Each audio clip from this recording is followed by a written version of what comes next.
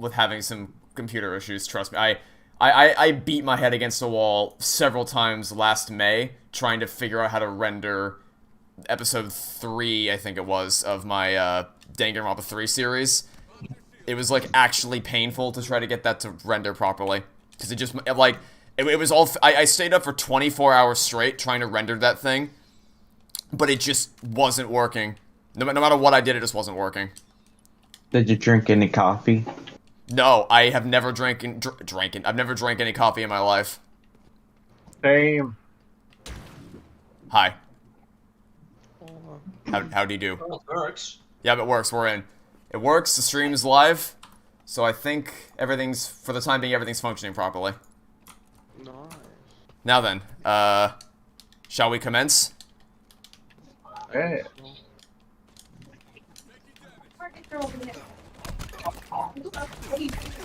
Ouch. Yeah. Unfortunately, we're on a 2v3. No, we're not. It's a 3v3. He rejoined. Wait, where was the other one? Oh, he was back in the... Okay. Yeah, that's fine, that's fine. Yeah, Danganronpa 3, I will say this, I spent a lot of time making my... Oh, you have an overshield. My Toy Story 4 series, but I never stayed up for a full 24 hours to render any of those videos. How Danganronpa 3 broke me.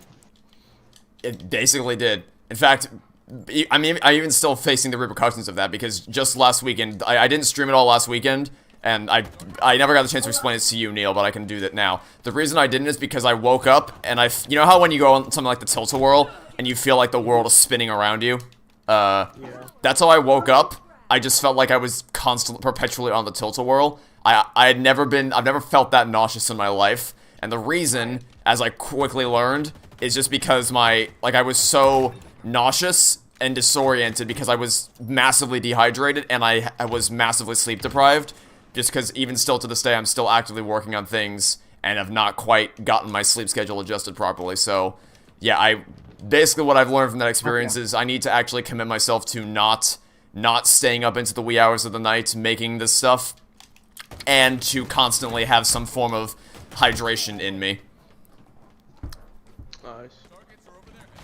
Oh, Jesus Christ, there's a lot of you. Because I had the mindset last year of just go, go, go, go, go. Constantly work just to get things out on time, essentially. I've since retracted that principle and I'm more focusing on keeping myself healthy above all else. Because if I'm not healthy, I can't make videos at all. Yeah, I still do not understand how you thought releasing the Danganronpa 3 episodes a day apart from each other was ever a good idea. I underestimated the amount of work it would take to get them out. Because my Danganronpa 2.5 video I made very quickly, but the reason why I was able to make it so quickly is because it was just one of them. So, like, making one of those videos in isolation isn't all that bad. But when you make multiple of them simultaneously, that's when things get a lot more problematic.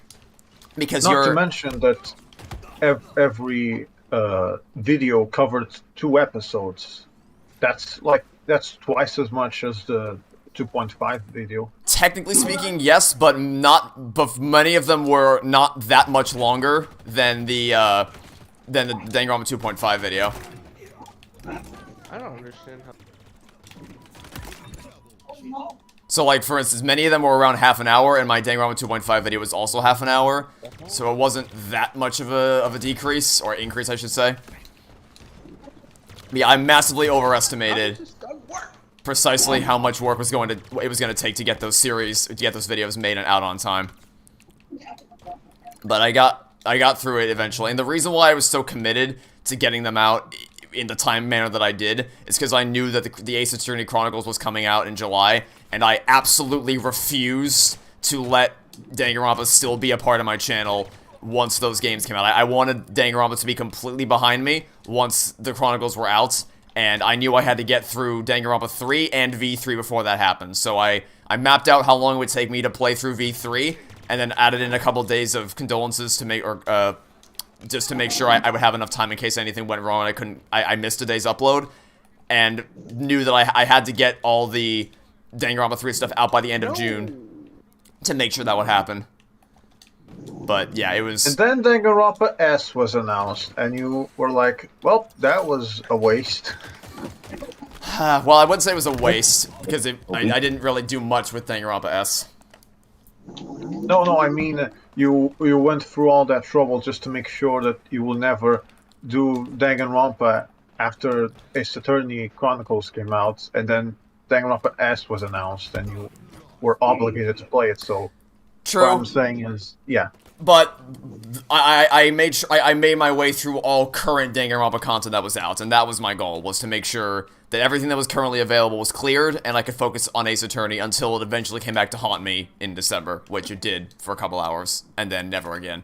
Because there's just, it's just, like, that doesn't even piss me off, because it's just such a nothing game, there's just nothing to it. Yeah, I expected the bare minimum. I expected some fan service. I wasn't going to buy it, but at the very least, do it. But not even that. They couldn't be bothered. Too much effort. Yeah, too much effort. The still stands for stupid. Danganronpa's I don't stupid. understand how this heat would. So it has two firing modes, vertical and horizontal. So if you're dealing with a array of enemies, like if they're all standing in a row, you probably want to do horizontal mode. But if you want to fire on just one person, then you definitely want to switch to the alt mode, which is vertical mode. Is that'll give you a direct all the bullets will hit across every area of the person you're shooting's body. So I definitely recommend trying that out. That's my recommendation to you, is if you're hitting multiple enemies, horizontal mode, which is the default fire mode, and then for one enemy you want to do vertical mode. If that makes any sense to you at all, which I may not have explained that well. No, that makes sense. But it's just interesting. How did that grenade not kill you? Oh, okay. It did. It did. Oh, but my grenade also killed you. No, that was... I didn't even aim that. Your grenade helped, but I finished him off with the pulse carbine and Magnum. See, once I know I'm dead, I just suicide nade. Just chuck all the nades you can and hope it does something. Yeah, it's not like that would ever be a bad idea. Like the car, what happened with the car stunt last stream? Yeah, two weeks ago when the car just absorbed all the grenades. That was completely accidental. I didn't even want to go into the car. I wanted to pick up the gun right next to it. I got in the car and I walked a bit. I'm so sorry for grapple snapping you, SpongeBob. And it was just chaos for a bit. It was pretty funny though. Oh god, that didn't work. That did not go according to plan. Where the hell are you? Jesus. Owie. That took... To reload. Yeah, that reloading is always an unfortunate time for that. I'm at... Oh god. Ouch. Got needled to death. Also, I've been playing through Halo 2 again to record footage for an upcoming project. I think... Oh, let me guess. Turn around and kill him, I damaged him! I think... God damn it, how the... I think the Neither might actually be worse in that game than it is in Halo 4. Because Neil, you can attest to the fact that the Neither in Halo 4 is just busted. In Halo 2 it might be worse because enemies can dual wield it. And it's just... Especially when drones... Almost every drone has some form of Needler. It's just absurd to deal with. What the hell? Ah, I ran out of ammo. God damn it. Yeah, sorry to everyone watching the stream. I didn't expect to feature this many or encounter this many technical difficulties, but we got them all sorted out in the end. Hopefully. Yeah. I just wish I didn't have to restart my computer to make it work, but, you know. That didn't work. At least it worked after the fact. Yeah, if it didn't work after that, I didn't know what else to do. I would not have had any other ideas after that. But, fortunately, it worked out nicely. I don't know how easy it is to set that up, but maybe you could have used the Xbox version instead? So the problem there is that connecting with Discord is a bit harder when I stream on console. I could have made it work in a pinch, but it would have taken a bit longer to set up. Just because of the way that I record. There's a reason why it's easier for me to stream on PC than it is to stream on console, just generally speaking. That grenade did not do what I hoped it would.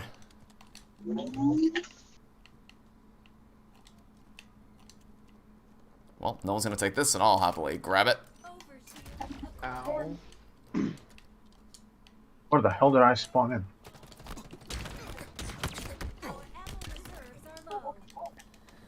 Oh god, didn't even, I looked down. Looking down was a mistake. Not that it mattered. What?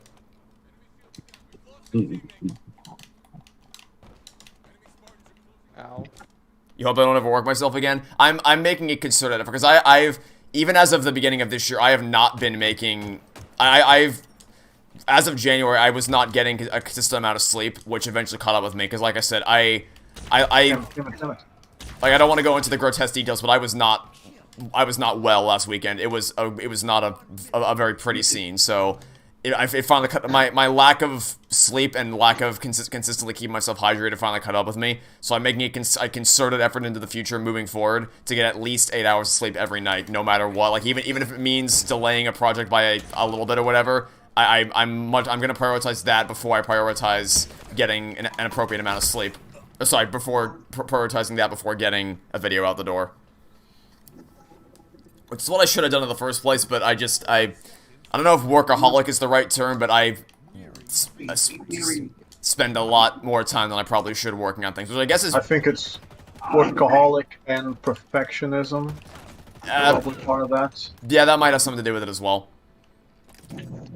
There's always an element of me that strives to be as like, it still annoys me to this day. I talked about this before. There's a few black screens in my Danganronpa 3 series. There's a few mismatched aspect ratios in my Toy Story 4 series. Those things are still gonna bug me for as long as this channel stays up, but you know, it's nothing I can do about it. The people by and large still enjoy the videos for the most part. I've still got my point across. The editing still conveys what I needed to convey, even in spite of the minor details that are wrong with it, so I'm fine with a few miscalculations here and there. But yeah, aspect ratios are kind of a pet peeve of mine. Especially a recent example, it was Mario Kart Double Dash, where the screen is stretched. I will not blame you for that, because I'm pretty sure that the emulator you clearly used, I'm pretty sure it sets for 16:9 by default, so it's fine. Yeah, I just didn't touch the aspect ratio for that at all. I just recorded it as is. And it's the same thing for Battle for Bikini Bottom. When I play that on my Xbox, I don't like. I've seen everyone whenever they play that game, it always plays in 4:3. But I don't actually. I don't. It just displays in widescreen on my console. And I don't touch that. It's just displaying the way that it's displayed on my TV. I don't make any alterations to the aspect ratio. So it's just weird how that works. People that watch my videos aren't spoiled toddlers. They can wait for a video. See, that's the thing. There are actually some people that believe, or not on my channel I should say, but on other people's channels. There are people that I've seen that get adamantly annoyed, well, more than annoyed, that a content creator is taking a break or taking extra time to make a video. So there's always that concern whenever I take some sort of a break or just delay it by a little bit. And I even did that for the Q&A video, because my original plan was to get that video out by yesterday. And I would have gotten it done were it not for last weekend, which was just the worst I had felt in a long, long time. So I ultimately made the decision that, well, I still want to launch a Discord server, but I don't want to, because the original plan was going to be the Q&A video is the Q&A video. And then you see all my answers to the questions. And then at the very end, the last question was going to be the Discord one, and it would just slowly, it basically would have just been the video I released yesterday. Except tagged onto the end of the video, and then that would have been the big reveal for the video. But I ultimately said, well, I can't get this video out on time, so I'm just going to chop out that last bit of the video and then upload it as its own separate thing, which I think was the best decision I could have gone with, all things considered. So yeah, I've delayed that to next week, but hopefully it'll make the video better in the grand scheme of things. Really, the thing that's making it take so much longer is just, well, there's the fact that way more questions were asked than they ever have been before, but also the fact that a lot of them are ranking questions, where I have to rank a lot of things is certainly making things take a little bit longer. Well, I'm sorry that I asked 13 questions. No, it's fine. Hey, the more questions, the merrier. Even it'll make for a more comprehensive video in the grand scheme of things. Yeah. Besides, none of your questions were the ones that took the longest. The ones that took the longest were things like ranking all the MCU movies, which, to be clear, is that sounds like pain. I mean, it's fine. I'm fine to do it, and it certainly made for an interesting part of the video. But it does take a while to do, so it's, you know. But I also just didn't... Like, some of them I chopped out, I reserved for this will be its own video. But, like, for instance, the top 20 worst and best games, that's going to be its own thing. Worst and best movies, that's going to be its own thing. The MCU thing, I'm going to make a video covering the MCU later this year, so I just didn't think it worth it to make another one on just ranking everything. So I'm just going to do that really quickly. Same thing with Pixar. I've spoken at length about Toy Story 4, so I'm just going to quickly go over everything in that video and not dedicate a whole separate ranking to it. Yeah, I asked that question specifically just because I want to see what was changed between the last time you ranked them. I think it was in Mario Kart 8. Yeah, and now that you've watched Ratatouille and WALL-E, which are my personal favorites, I can't pick which one of those I like more. It just changes by the day. I certainly won't spoil what the list is going to look like, but I will say that you could probably predict what it's going to look like. Well, maybe you could, I don't know. There might be some surprises in there. Now, my MCU one might surprise people, but the Pixar one, I think, like, everyone is going to know what's at the bottom. You could say it in unison. Yeah. No one's going to be surprised by that. What's at the top might not surprise you, but you might be like, huh, that's... I would have expected something else, but there probably won't be anything where it's like, wait, really? That's at the top? I didn't see that coming. Whereas the MCU might generate that. I remember, I think it was one of the Halo streams, maybe. I remember you saying that in terms of storytelling and technicality, WALL-E was the best, the peak of Pixar in terms of how to tell a story with no dialogue. So I expect it to be high, but yeah, we'll see.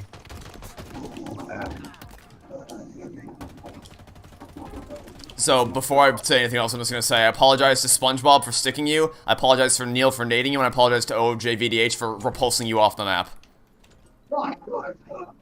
It's just the game. Don't worry about it. This is not reality. But yeah, so I did say that about WALL-E, and it is correct if you just surmise that it will probably be somewhere higher in the rankings. But as for what's going to top the charts, there may be a couple surprises to be found there. Who knows? So basically, your questions took the longest. Well, I would never have said that, of course, but yes. Well, yours and... We all know that Lucas is going to be the #1 spot. That's obvious. Of course. That's the best Pixar's ever been, is Luca. I'm going to be honest, I haven't even seen it. It's worth a watch. I just see Luca everywhere. For a short amount of time. Soul is the only Pixar film that I've watched ever since Toy Story 4 kind of turned me off of the studio. You are not alone there. And again, what have they released? Onward, Soul, and Luca. Okay, yeah, Onwards. I forgot that was a... It's going to come out like next month. Man, Turning Red, I don't know what... That Turning Red has caused some controversy on Twitter recently, which is surprised me. Oh, yeah. Oh, the Pixar turned into... Oh, there's that. I was also referring to people are upset that it's coming on Disney Plus, which I'm like, this is only good for people being able to see this movie. Because it's gonna... I'm gonna be honest, I have not heard that. I have only heard the debate in terms of, oh, Pixar fell off or something. I actually followed someone that followed that dude before he made that tweet. He probably was just kind of joking around. I'm more worried about all the Pixar, I'm gonna be honest, stands in the quote retweets. Just saying some of the craziest things. Like someone said, "Dude, this is what Pixar thought was a dog," while showing Scud. Like, how is that even an argument? Yeah, people are pissing me off on both sides of that, because there's people who are using the old versions of what Pixar, of like the old Pixar designs of Scud and things like that to compare to more recent designs to be like, see, Pixar has gotten way better with visual prowess, and there's it's just screenshots have been saved for future videos. I'll just say that. Yeah. Who? The Tony Bean Moth people are just annoying and wrong. I don't even like most television animation, at least on the American side of things in terms of design, but it's still dumb. It's also worth noting But that I will say, however, that ever since I'd say Good Dinosaur, Pixar's had this problem of having these really cartoony designs with hyper-realistic textures, and it kind of looks off to me. Like when I watch Soul, I don't know, it just kind of look off. It's kind of uncanny valley, has an uncanny valley feeling. So I understand a part of that side, but still, if there's a movie to complain about, please just complain about Lightyear. yeah. Which, by the way, it was one of the arguments was, why do you want the old Pixar back? You have Lightyear. That movie looks so good. definitely looks great. Yeah. Yeah. For it.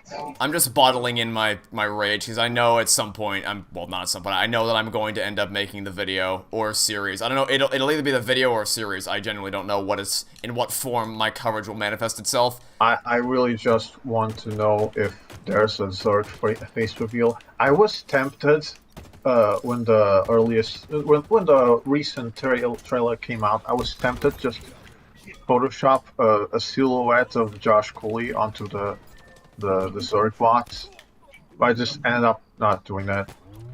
But if there's a face reveal in the movie, I will do that. I don't care if Disney's copyright lawyers can fuck me up. That's not going to change. Which they might be. I mean, I'm not... Well, we've already seen the characters on it. It looks horrendous. It looks like all the personality in life has just been surgically sapped. Or I guess surgically zapped. That doesn't work. I was going to try to make a pun with Zerg and surgically, but never mind. It's been surgically sapped out of that character.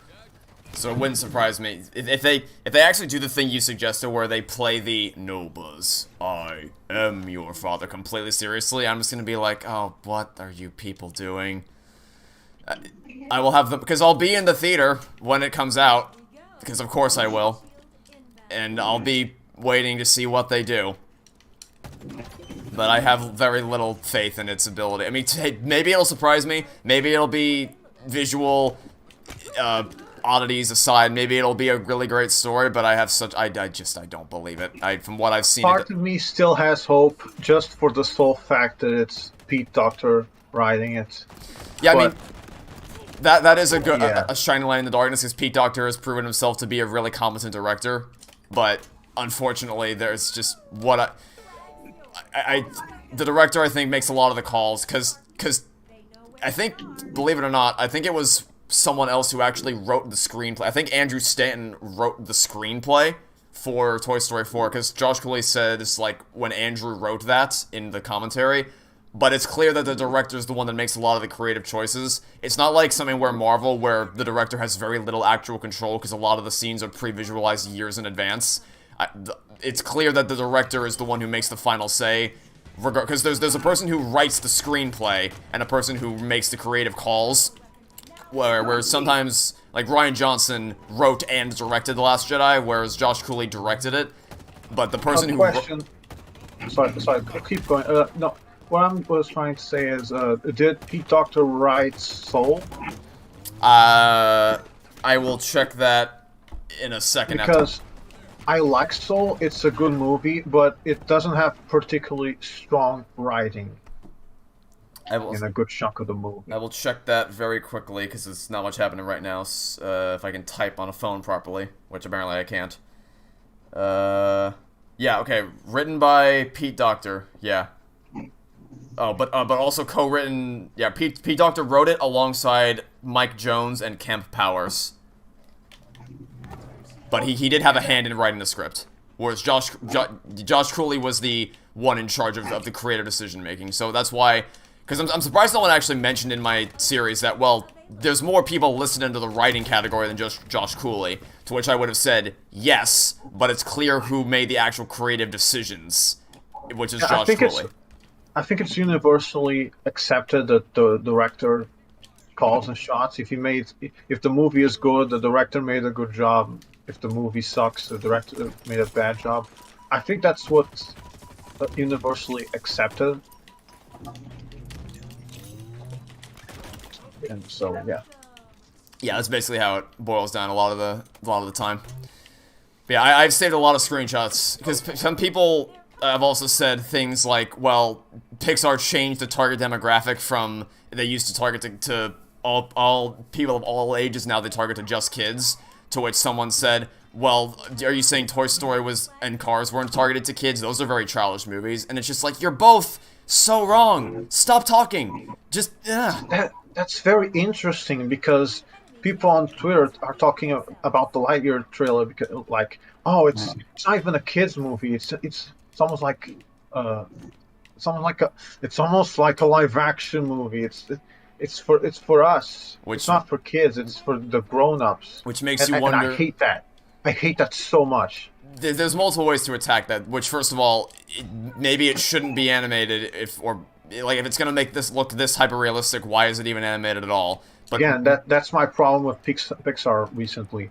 But they are more importantly, so realistic. What I would say is that all we have to judge right now is the technical prowess, and I guess people already having to come to the conclusion that because it looks adult, I guess in terms of its visual style, I guess that's enough to make people say, oh, then it's for adults.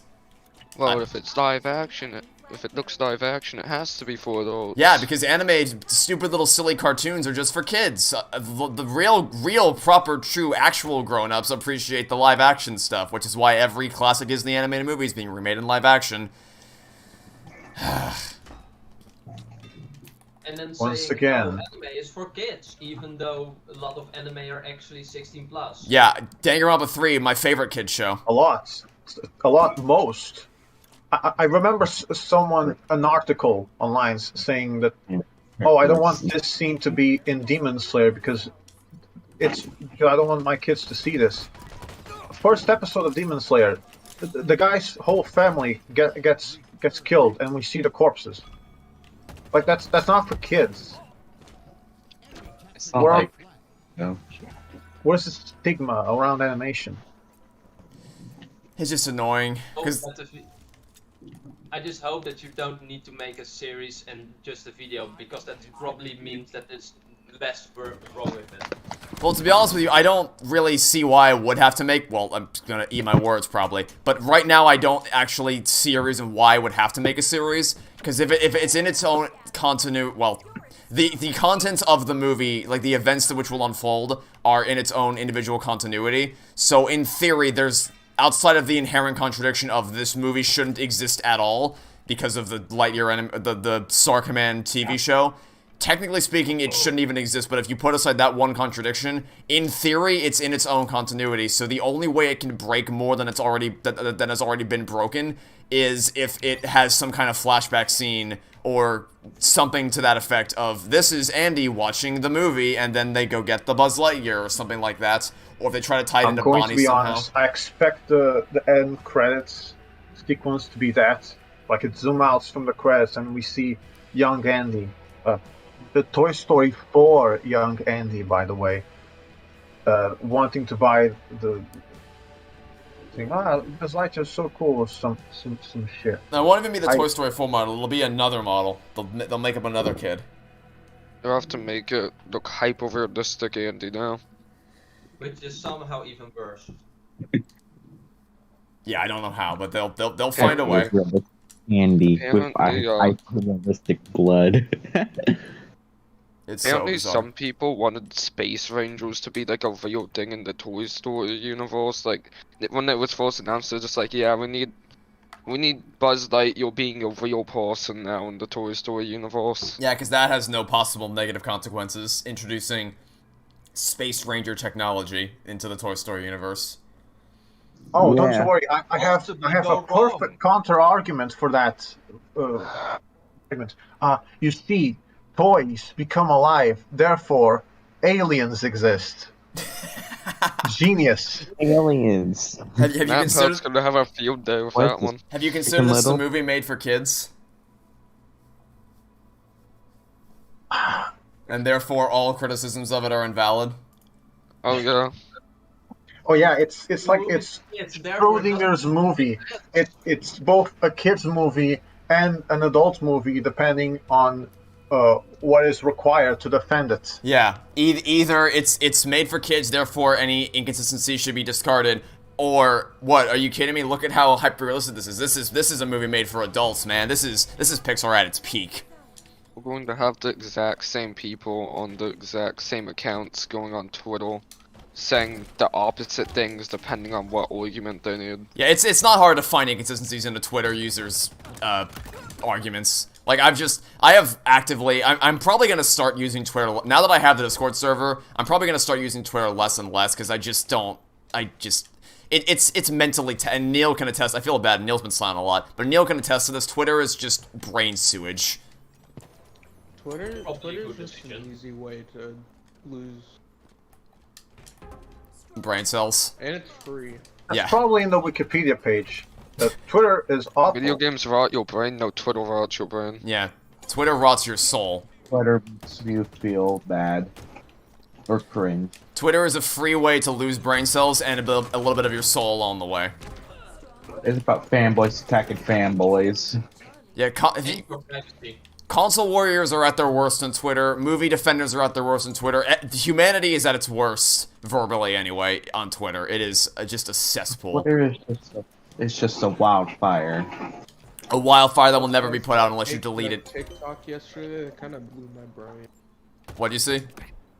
A take about TikTok. Would you like to...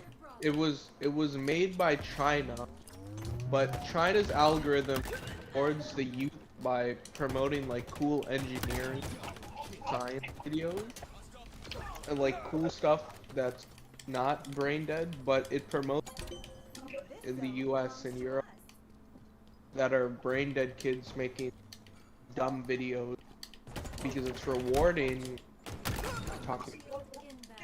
Pay attention. That's what ruined I'm the trying to Benadryl remember challenge. what I heard. So it's like promoting dumb videos here to make the youth look dumb, and it's promoting smart videos there to make their. So kids over there will think, oh, I need to do science stuff, but over here kids are thinking, I need to do stupid dance, become famous. You know, if that makes any sense. I don't think I explained that. I think you explained it well. I'm just wrapping my head around the actual logic itself. It's like, how does someone come to this conclusion in the first place? I Yeah, have no idea, but it kind of made sense. I mean, people have I'm I'm become talking about the China- dances, but there's a lot worse there. Yeah, it's... Because China's apps, they all control, like China, the government, or not necessarily algorithm, but they control what companies can do. So it would make sense. Yeah, I guess Maybe I'm that's. stupid. Am I happy with how the Discord server turned out? Yeah, it was active pretty much all day, and when I woke up in the morning, I still saw people using it while I was asleep, just because of how time zones work. So yeah, I am Yeah, very time happy with how the Discord server has turned out. Which one's worse, TikTok or Twitter? I think Twitter, and by a landslide. Yeah. Twitter just How about becomes just both? take. How about What about every the social Benadryl media? challenge? How about Just- that? How about just both and use Instagram instead? I mean, granted, I don't actually use TikTok, so I can't attest to the quality of it. But what I have used is Twitter, and I wish I've lost much to my life of Twitter arguments are just a great way to lose your sanity. Also, by chance, do you think we should switch up the teams, given how the score turned out this time? Oh Yeah. my god. It's up to you guys. For the arguments, the end of my sanity. The unofficial spiritual successor. To Danganronpa. Also, welcome, Ray, to the stream. You like the server a lot. I am happy to hear it. I'm happy that people have been, from what I can see, people seem to be enjoying the server, which has made me very, because I was very nervous that day, which was yesterday, as to how it was going to go, because it could have gone one of two ways. Either it was very active and successful, or people hated it and no one talked about anything. But I'm happy to see that for the most part, people have been enjoying discussing things there. TikTok is kids being idiots, Twitter is adults being idiots. That is a good way to describe it. In fact, I'd say that's a perfect way to describe it. If you think Twitter is stupid, then you have never seen dumpert.nl. It's a stupid website where people upload videos that are just always go wrong. You're right, I have not seen that. Only for the best. Twitter is like the That easiest. name is familiar, I just don't know what it is. Some examples of TikTok stupidity: milk crate challenge. There was a point in my life when I was familiar with what all the cool hip challenges that cause people to die are, like the Tide Pod challenge. Remember that cancer that happened a couple years ago? Honestly, that's like every day on TikTok. Every day is a new Tide Pod challenge on TikTok. Yeah, well, once you turn 20, just it's like you're a boomer already. Jesus Christ. Sort of, to some extent. Okay, so are we okay with these teams, or do you want to switch it up to even things out a little bit? I really don't. I don't mind. It's okay. Okay, I'll keep them where they are in that case. It's just the arguing and toxicity. Yeah, my biggest problem with Twitter is just how the toxic culture surrounding conversations on that abysmal website. Oh, Yeah. by the way, am I still in the game? Because I somehow No, got wait a turned minute. into I the hate remake. Twitter, but why do I still use it? Ooh. The main reason is just well, it used to be it was as a means of interacting with people, but primarily was to keep updates on just current events and things in general, like game developers posting updates about things. Unfortunately, Yeah, my temptation to engage often gets me into situations I'd rather not be in. Like the day Halo Infinite came out, there was a guy who literally hours before the campaign launched, there was a guy who was saying how a lot of the stuff had to be cut and we should lower our expectations for the game because there's a lot of cut content here. Oh Lower your yeah, the hopes. guy from Kotaku. Yeah.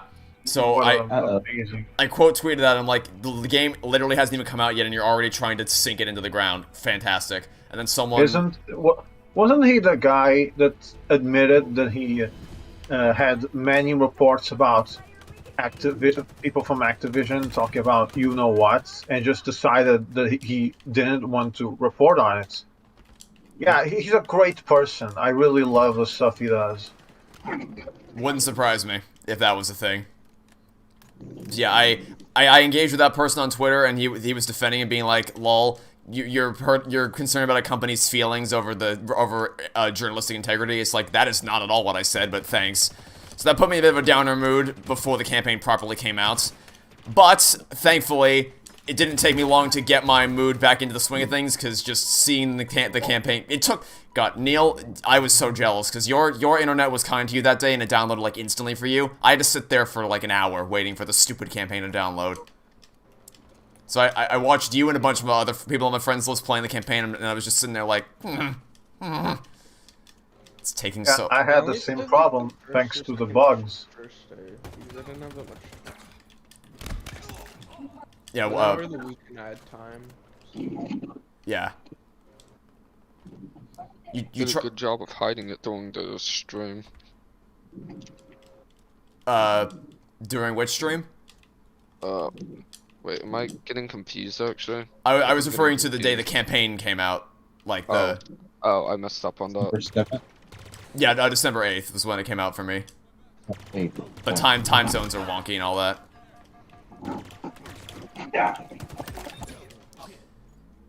I understand why they exist, but it's sometimes really confusing. Yeah, time zones can mess with your perception of time a lot. You know, it's been a while since you came to a stream, but you just wanted to say hello and you love my content. Thanks. I'm happy to hear that you still enjoy what I have to produce, and I'll do my best to provide more of it in the future. What godlike internet does Neil have where Halo Infinite download it instantly? I do not know the answer to that question. I have Frontier. Probably And I Xfinity. have like 500 upload, 500 download. So. It's magic. Gaming magic. But Tish. 14. I'm actually surprised how good my internet is. Internet companies are like terrible. Because it doesn't usually... it doesn't usually take me that long to download things, but on that day, it was not kind to me at all. Yeah. Which is like the worst day it could have been not kind to me, was when I was waiting for that to download. And also, 343 is the only company that actually because sometimes you could switch your time zone to Australia's time zone. You could get 12 hours or 14 hours. Yeah, sometimes that works, but this time they released it universally at the same time. I don't know how I won that battle.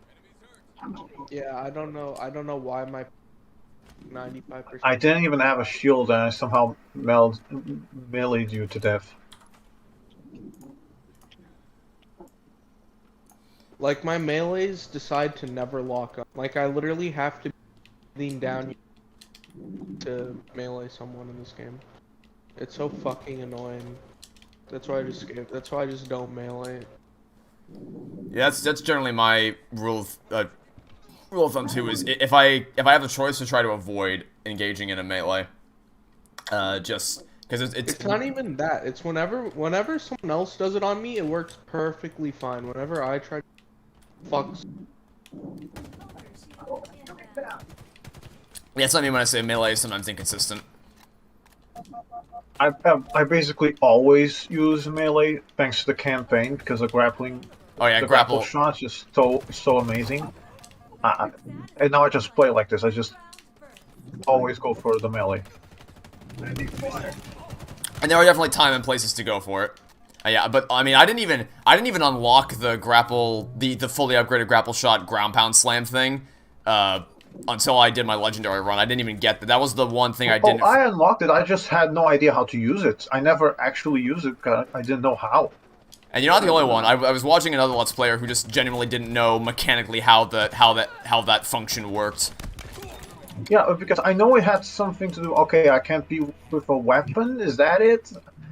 I really didn't know. I just knew I have to punch while grappling. That thing is so the grapple thingy.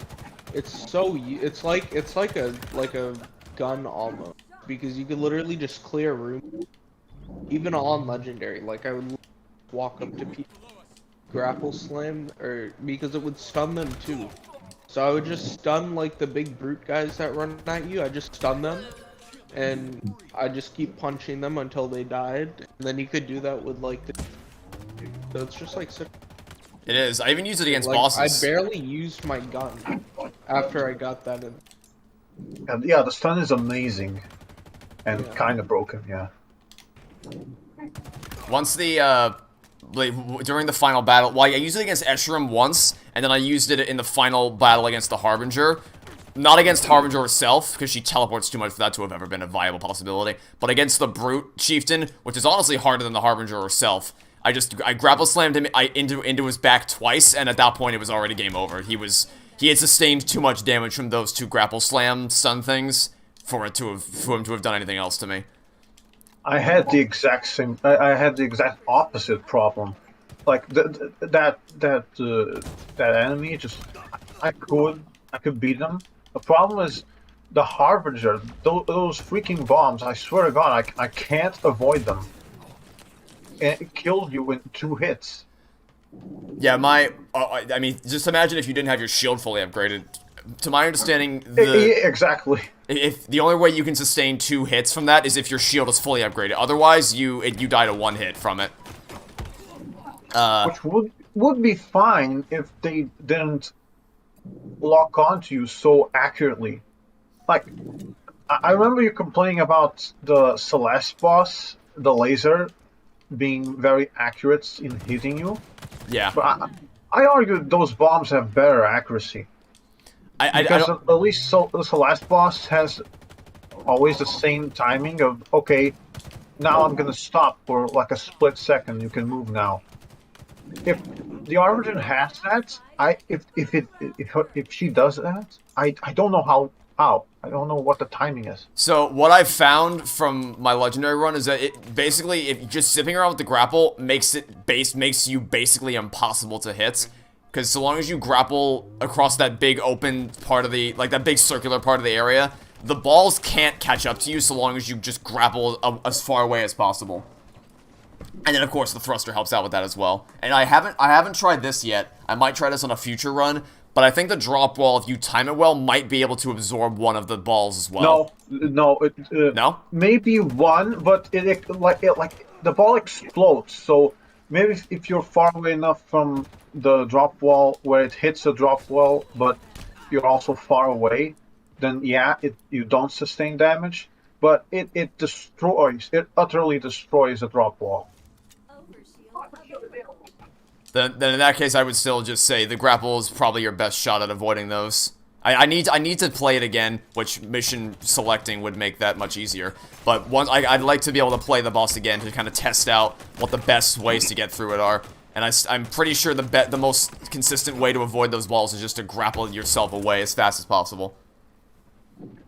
Yeah, the hard version battle was really hard, but I still had. It was still harder to play Halo 2 on normal.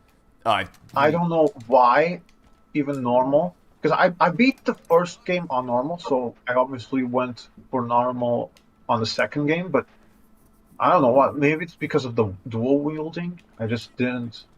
It was a new mechanic for me. But I always died, except for the final boss, which was a joke. Yeah, Well, I wish I had recorded it because all of the AI just decided to break. They all gathered up around the boss, and the boss just stood there, and I killed him. I didn't even know that you had to wait for the army guy that I forgot the name of. Sorry, Sergeant Johnson. To drop the shields. Yeah, that one. Because I just beat him. He was dead. Yeah, I think the jump the platform was harder than the boss. I think I fell 3 times. One of the biggest reasons I'm finding for why Halo 2 is so broken, outside of the standard problems of Jackal snipers one-shotting you with nothing, the reaction time of Jackal snipers is absurd. But on a more fundamental level, it's the muzzle velocity of the plasma rifle. The rate at which the elites are able to fire that gun is ridiculous. Like, they absolutely should not be able to fire it that quickly, because you are not mechanically capable of firing that weapon as fast as the elites are, which is not how that should work at all. And that's what boils down a lot of the problems with Halo 2's difficulty, is because the plasma rifle is so good at draining shields, because plasma for the shield, ballistic weaponry for the brain, because it fires it so quickly and can be dual-wielded, combined with the fact that needlers can now be dual-wielded, which makes the super combined more deadly once your shields are stripped. Just makes for a nightmare to play, and you only did it on normal. Yeah. Legendary is a whole other beast of just pain. Yeah, that stream was something else. It was, I mean, to be honest, had I broken it up, it probably wouldn't have been that bad, because individually, I'm so tolerant of Halo 2's difficulty well, tolerant may not be the right word, but numb to it, to where on a normal day, I'm just like, yep, that's Halo 2 for you. But doing all 9 hours of that campaign in one shot just breaks you. Because at a certain point, you're just done with it all. What games? Yeah, you almost caught up to me, because I was like in the third to last mission, I think, when you started the stream, and you almost caught up to me. We were on the same level at one point. I died several times in the escort mission because I didn't know you could just wait. Yeah, after a certain point. That is a very useful tip, that you don't actually need to shoot down. That valley sucks. it's just torture to play. It's because of the sheer amount of shade turrets and banshees that you're dealing with. Yeah, when I heard that, when I heard you tell me that, What do you say, Neil? I didn't hear you. Are you talking about Halo Infinite or 2? No, Halo 2. Halo 2, yeah. You know the part of the last mission where Johnson gets in the Scarab and says, listen, you don't like me and I sure as hell don't like you. But if we don't do something, Mr. Mohawk's gonna activate this ring, then you have to get in a Banshee and fly to the final boss room through that valley. What are you talking to me? Yeah.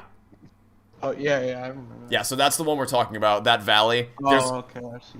There's so many shade turrets that are positioned at the worst angles, and Banshees flying through the air, and Spectres on the ground, and Race at the end. There's so much pain that's trying to kill you, but all you need to do is just shoot the 3 Race at the beginning, and that's what triggers Johnson's Scarab to be able to move forward, then fly to the end and just wait. It's not worth the hassle of trying to fight your way through that torture field.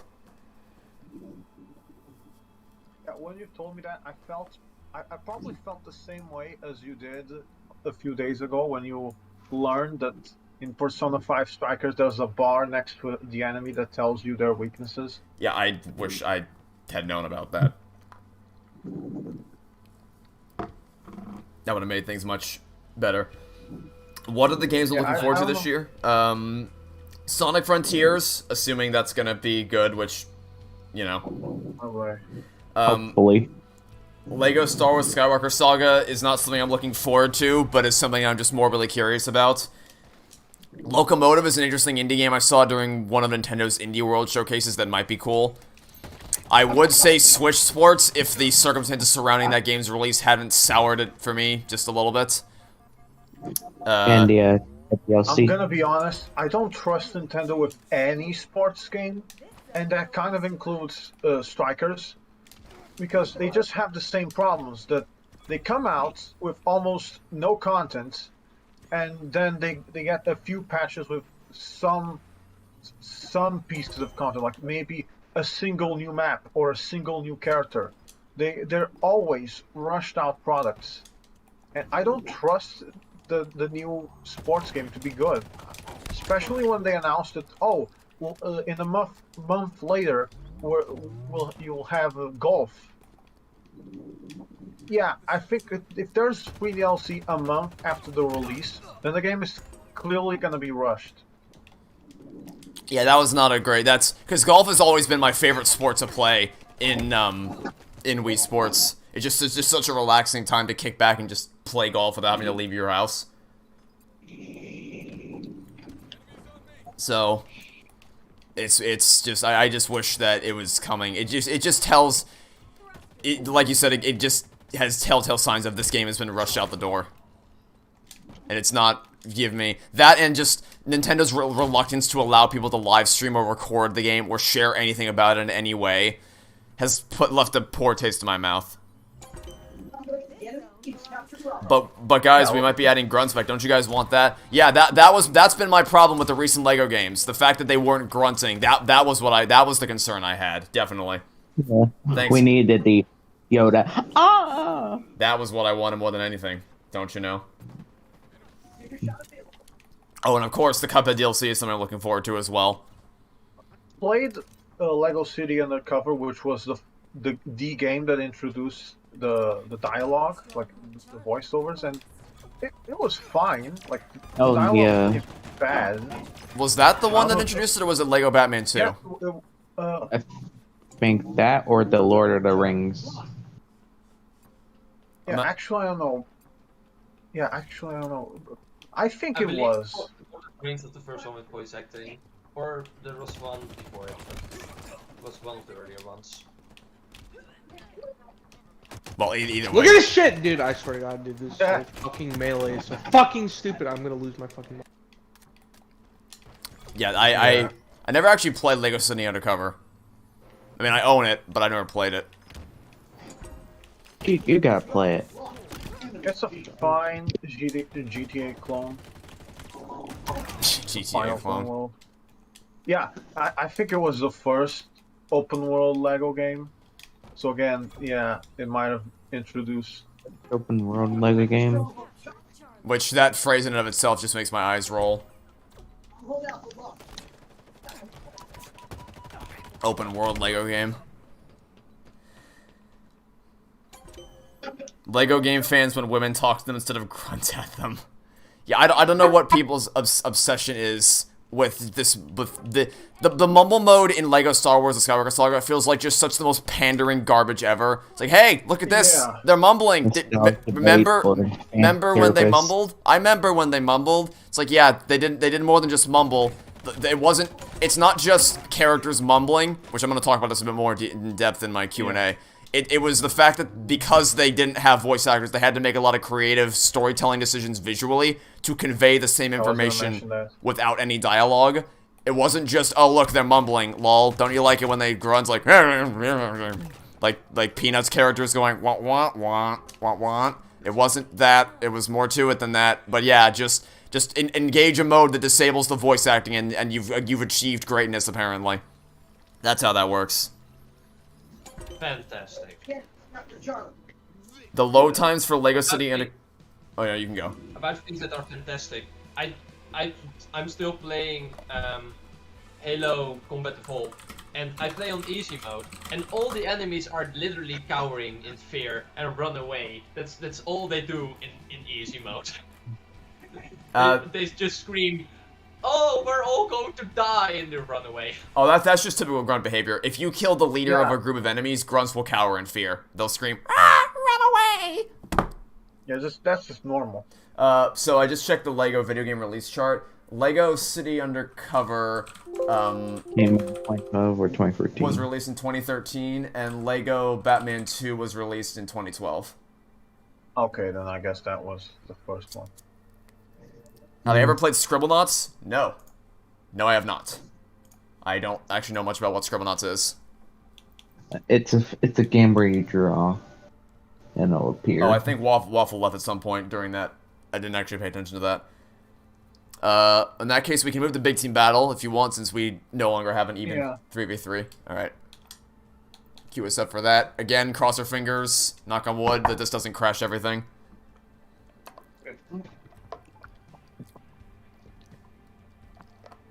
Halo Infinite had cut content. Time to get the Halo Infinite Snyder cut. I think we're just gonna get DLC. You know, it was thank to God I decided to remember that Lego City Undercover was a thing, because that's another game that has long load times. So I'm gonna need that for the Strikers video, the Persona 5 Strikers video, just to compare. Yeah, I mean, I really would have to do is I think 06 is probably still gonna win, not necessarily because of the length, but because of the amount. Because it takes the same amount of time to load a single line of dialogue in 06 that it takes to load an entire scene in Persona 5 Strikers. Like, the town missions are, talk to a person, load. Talk to a person. That's because they reload, for some stupid reason, And they wait. reload the whole And talk to whole place, number. the whole level is reloaded for some reason, instead of just being one more text box. I don't understand. It's bizarre. I cannot wrap my head around. Like, if you want to have it take, there's only, I think, 1 or 2 side missions in the entire game that load you straight into the mission from the original dialogue. So, And I think it's because they go to different locations, like they're not in the exact same place where you talk to the person. Hey, look at work. Might be that. yeah, just to interject real quick. Ryan, you are more than welcome to join. I don't think you can join for this game because it just started, but for next game, we'll get you in. Don't worry. We will get you in for the next game. You can keep going. Just wanted to say that real quick.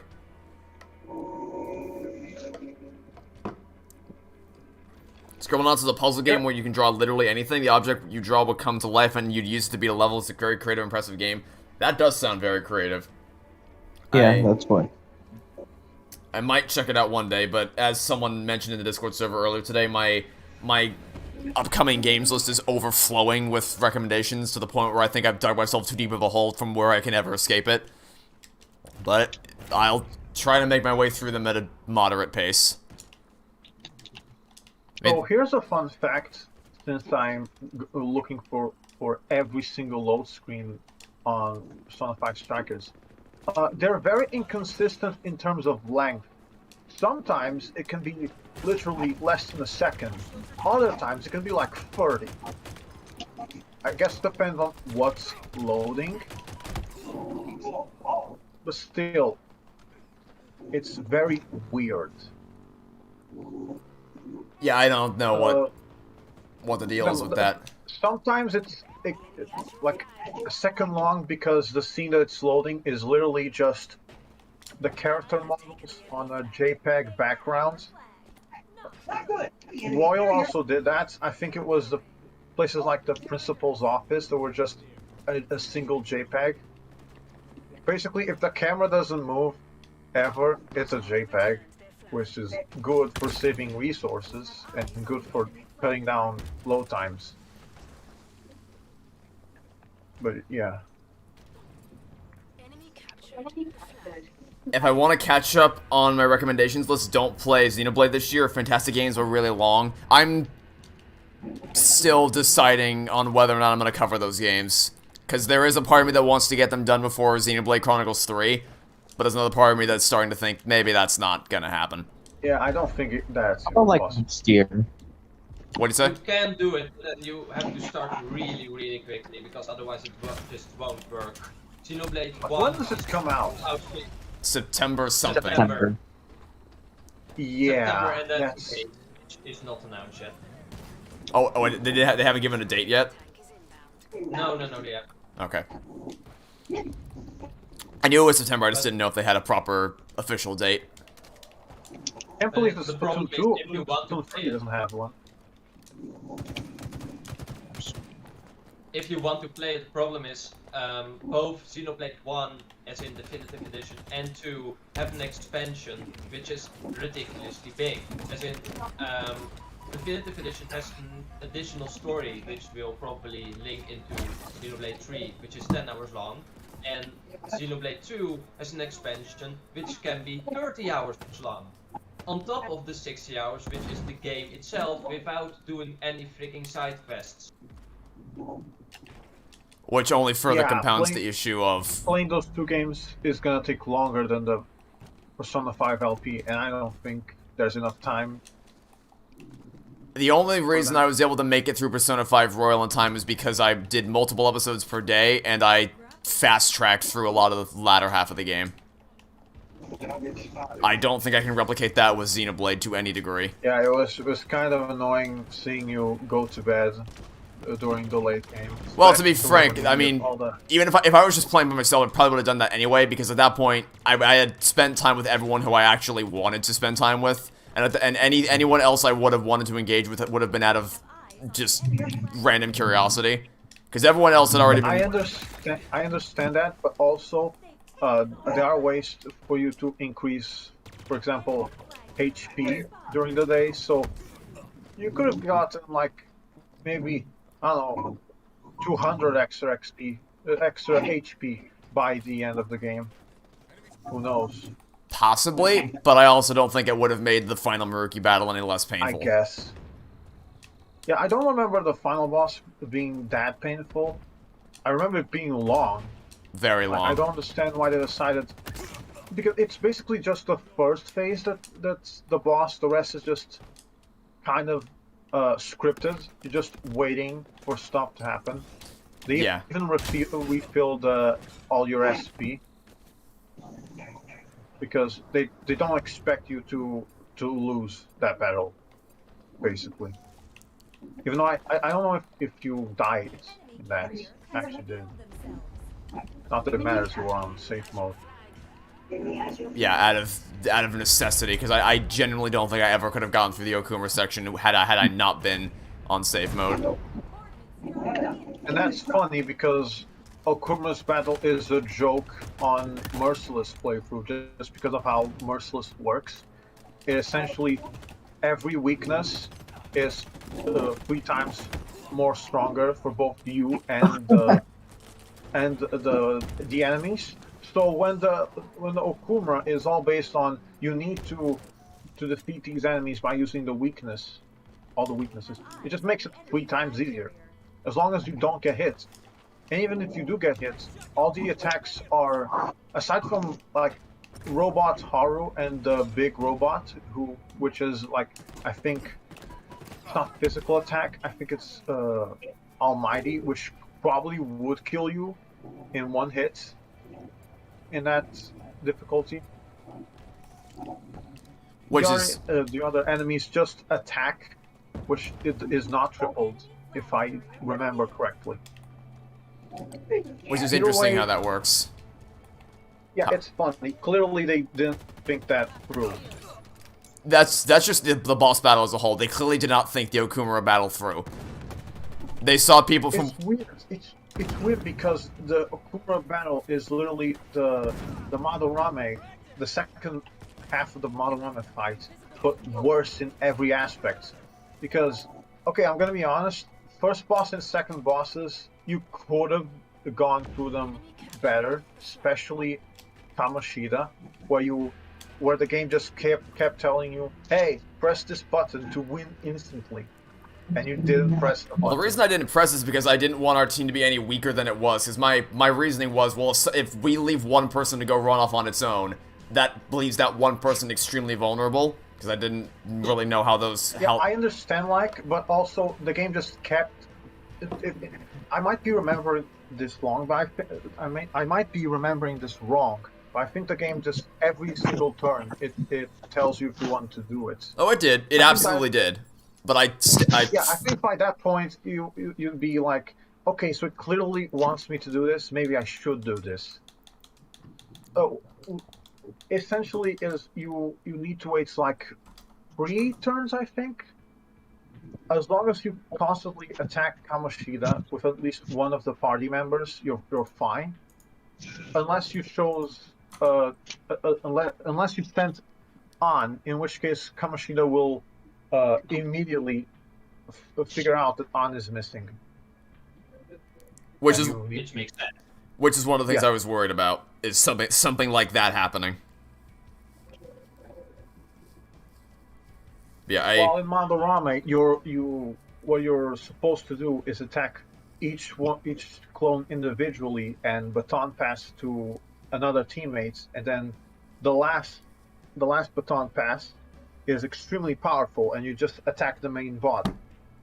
You are supposed to do a similar thing with Okumura, except Okumura, that works for the first few phases, like really well, as long as you have Haru in the team, just do the weaknesses, baton pass to Haru, and then have Haru use the...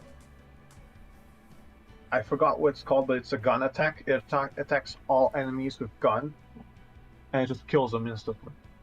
But it gets to the part where the robot's weaknesses are Curse and Psy. There's not enough members on the team with those skills to baton pass up to the 4th person. So you literally need items. You need to...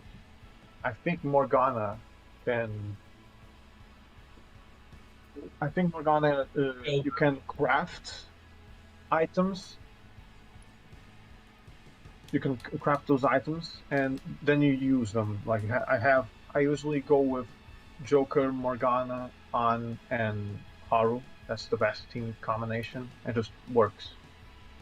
I have never lost that fight after I figure out that strat. So if you ever decide that you want to replay the game, just use that strat, and the rest goes well. Duly noted. Neil, are you coming back for the next round? You guys can play without me. Okay. I just got back in. Yeah, I invited you, Waffles, if you want to join. Okay. Oh, there, I didn't get the notification. Alright. But if you want to play Xenoblade, I fully recommend it, but don't play them in succession to each other and just play one. They are both great games, but they are both very long games, and would recommend just play only Xenoblade 1 or Xenoblade 2. I would prefer 1 because beginning of the story, and then take a break and play a lot of other things, and then play 2 or 3 when it's already released.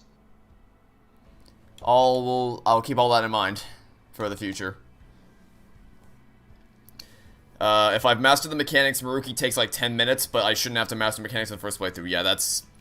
I guess maybe expect you to have mastered it by that point, or possibly because that was content added for the Royal version, they assumed that because that you'd already played Persona 5 and would have already had a proper grasp on how things work, but I was on safe mode and it was still a nightmare to get through that. Okay, we're I don't think it helped that you didn't use many personas. Making very strong personas is part of the game, but it could also make you very overpowered, because you can literally make a persona with only almighty attacks, which does ridiculous amounts of damage. Yeah, I wouldn't say that fusing personas would have prevented this. I wouldn't say that. I still think the Maruki fight was overboard. But yeah, you shouldn't have personas from Kamoshida's palace in your party. Essentially, they're just not gonna make any amount of damage. The same thing for Persona 5 Strikers. Arsene just doesn't do damage to the final boss. Yeah, I'm fully cognizant of the fact that using the Velvet Room is a major part of the game's mechanics. I just never bothered to do it. It's just not... That degree of, like, customizing and merging these together is just never something that fully clicked with me, so I just never did it. But I also don't... that's fine. I still think you should at least remove the weak personas from your party and then try to capture... capture new personas, like that were in the palaces. But I understand, especially in Persona 5 Strikers, where you don't, if you get a mask, even if your stack is full, the persona gets added to the companion. You just need a few amount, like some money to get that persona. You don't even need to fuse them, but you didn't even do that. And if ever I did replay Persona 5, I would probably take considerable steps to get a better feel for Persona collection and Persona fusing and all that. And I would be interested to see how significantly it impacts my gameplay experience. The problem is, like I said, I think I mentioned this in my LP. I'd be more than willing to replay Persona 5 Strikers at some point in the future and get a better feel for all the Persona fusing and all that. The Okumura battle is just such steaming hot diarrhea that it genuinely turned me off from ever playing it again. I also would hope, I mean, to say this is a pipe dream, but I'm hoping that one day it comes to PC just so we can experience it on something that isn't locked at 30 FPS and on the worst console for recording games. I don't really get the frame rate of Royal, because I swear that the new stuff, some of the cutscenes run at 60 FPS. Like, I look at Sumire's Awakening, the first Awakening, and I'm like, that's not 40 FPS, that's clearly 60. I don't know if it's just the fact that they couldn't get the old palaces to run at 60 FPS, because they were using a different engine than regular P5. But yeah, I don't understand why sometimes it seems 40 FPS, or times seems 60. Yeah, it's weird. If I replay Persona 5, I should just play on New Game Plus as an insta-win mode. When I'm the one playing, I think nothing is an insta-win mode. It's because... the New Game Plus is instant win if you fuse personas, because especially because you can unlock you basically in New Game Plus you can unlock the final persona that kills Yaldabaoth, Woody. You can fuse him, and he's like level 90. He just wrecks everything. But you need to fuse him, and that's why I think no, it wouldn't win. It wouldn't be an instant win. Do I still use my... Yes, Ryan, I do still use my email. as I would assume everyone uses their email. The battle system of Persona 5 wasn't my cup of tea, it's understandable. I just don't know. If I took more time, it probably was hindered by the fact that I just took, well, I say I was rushing to get out the door, but even then, like, even in the early days when I wasn't really, because I didn't really start hyper-focusing on getting it out as quickly as possible until until, like, December, because in October when it started, I was just playing through casually, not really worrying about how fast I was moving through things. It wasn't until I quickly, because I can't, for some games I can quickly determine how long it's going to take to get through it. Like, for instance, Greatest Attorney, I can just check, okay, how many cases are there, how many sections per each case are there, Danganronpa, how many chapters are there, and I just break it up for daily life, and class trial. But for Persona 5, I had no idea how long the game was going, because everyone's LPs are inconsistent, because they're all for different lengths. Some are 200 episodes, some are 80, and some are just in between. So it was hard to nail down exactly how long it was going to take me to get it done. So I couldn't really start worrying about how long it would take until I got late into the game's runtime. At which point, that's when I started to properly be like, alright, time to get this show on the road. And pick up the pace a little bit. But towards the early days, my battles, I had a better feel for it. But I still cite the turning point. Because the Okumura battle, or sorry, the Futaba's mom battle was just broken. And that's why it felt... Yeah, I still don't know what happened there, because it never happened to me. It never happened to any LP I've ever seen. I seriously don't know what caused it. Yeah, I can't explain it, because it became clear. I was just waiting for the gun to trigger, because I knew the gun was supposed to trigger. I just thought it was actually taking that long for it to trigger, but apparently it just skipped one of the... They made that boss easier in Royal, because before it was like you need to wait, like, what, three turns for the gun to be ready again. In Royal, it's once. And even and then... one thing that Royal did that maybe it shouldn't is that it kind of flexed the fact that Futaba can just summon a shield. It didn't do that in P5. It was just you need an upgrade to even have that possibility. And the fact that Royal introduces that in the boss battle, when the actual after that it doesn't do it like that, because you still have to go through her confidant to unlock that ability. It makes you think that she's just being incompetent, just not deploying the shield every single time. Which is exactly what my thought process was. You'd be surprised at how many people would neglect their emails. I probably would be surprised at that. You're right. 200 episodes for a game. I think it was 247 was the exact account for the episode, or for the LP, and how long it was. But again, their episodes were not as long as mine were. Because I will say this. One thing that would improve the Royal LP is that now, thanks to Strikers, you know how to work with buffs and debuffs, because you basically never use them in Royal, which is you can up your party's strength and defense. That would be useful in some instances.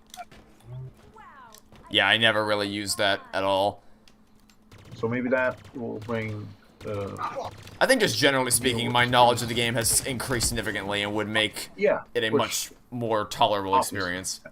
Especially knowing how to get through stuff like Shido's cruise ship hellscape of running around to find all the different people at the party that know the things. Knowing where everyone is will make that a lot easier. There's a lot of different things that would make the... That's another thing. Royal changed the palace layout a lot. New sections were added, old sections were cut. For some reason, the most faithful palace was either Okumura's or Shido's, which, like, why? Of all of them, why? I don't know. So maybe playing the original P5 would be a more refreshing experience just because of the different layouts. Possibly, but then you miss out on all But scenario again, stuff. the problem is that you also want to get the show times. Oh yeah, showtimes save my ass a lot. Yeah. Which by the way, it's another thing that both Persona 5 Strikers and Royal introduced, despite them being made by different teams at the same time who didn't know of each other. I don't understand how this was able to happen. It's so many coincidences. It's both depressing and baffling and hilarious how it happened. Yes.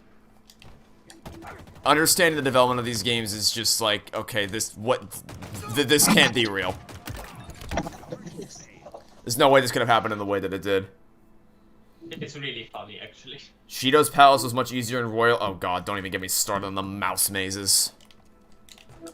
Honestly, I honestly couldn't tell you if it was easier, because I'm thinking of the differences between both of the palaces, and I can't think of much in terms of layouts other than here's a new section for the grappling hook for you to get the wheel seats, which by the way, kind of not annoying per se, but when you went out of your way to not get the wheel seats was kind of frustrating because yeah, okay, you thought that the items were not worth it for the wheel seat, but it still healed you and gave you SP, so I don't see a reason not to just grab it. I just they didn't seem to be doing much for me, so I just gave up at a certain point to go after them. Yeah, you had to get the item to what was his name? Josea? Jose? Yeah, Something like that. the sequel bait character. Yeah, you're supposed to give him to him, and then he would give you a very helpful item. Yeah, I think Kanashiro would just increase your defense drastically for a few turns, and Okumura would increase your magic attack by a lot. But yeah, I don't recall the other ones. Have I watched the original Persona 5 ending? No, but from what I understand, it's just that instead of Akechi existing again, he doesn't exist in the ending, and then you just chop out the Maruki stuff and then jump straight to the start of the final episode of my LP. It's basically that, but there are a few different things. Basically, all the discrepancies between the end of Royal and the end of and the beginning of Strikers. In Royal, the characters are like we're moving in different directions, so we're going to keep going with our lives and do this and this. In original P5, it was more like only Joker was the one leaving, and yeah, that's pretty much all the major differences. I just assumed that the way that was explained was that they had all gotten there ahead of me and that we'd all met up again, but no, actually, it just ends while I think the police just don't follow you. I think Morgana made so the police car doesn't work, so you just go with them on the van. Maruki doesn't go to take you on a taxi ride. Work, but the car from the Phantom where the Phantom Thieves are driving in doesn't work. So Morgana steals some kind of element thing from the police car, puts it in the car from the Phantom Thieves, causing the police car to no longer work, so they can't follow them. And the car from the Phantom Thieves works again, so they are driving away. yeah, I think I much prefer the ending that I saw in Royal. The decision to craft a sequel to the original game and not address the continuity of the final version of the new Royal version that was coming out months before Strikers is always going to be just mind-boggling to me as to how this would have ever gotten made. Yeah, my guess is just Atlas just assumed it was going to be like Persona 4 Golden, where it doesn't change that much of the story. Because in the Persona 4 Golden, the new dungeon wasn't after the final boss, but Royals was. if I was making decisions, I would have made it clear at the beginning, like, let's get some pillars straightened out at the beginning to make sure we understand, like, hey, this is what's gonna happen with the story. So let's make sure we understand where it's going and what's happening so that there won't be any discrepancies. Which I think is something that a lot of companies need to get. Like, for instance, Marvel needs a guy, or just needs a person there to be like, hey, this is the continuity of what's happening and when. So, to make sure there are no discrepancies, because good lord almighty is that continuity in tatters right now. They have no idea what is happening in the MCU. And if they do that... Atlas is kind of a smallish company. Travel plot line. The multiverse is broken so much. Look... My discussion of what has happened to the MCU in its fourth phase is a topic for a different day. Sure.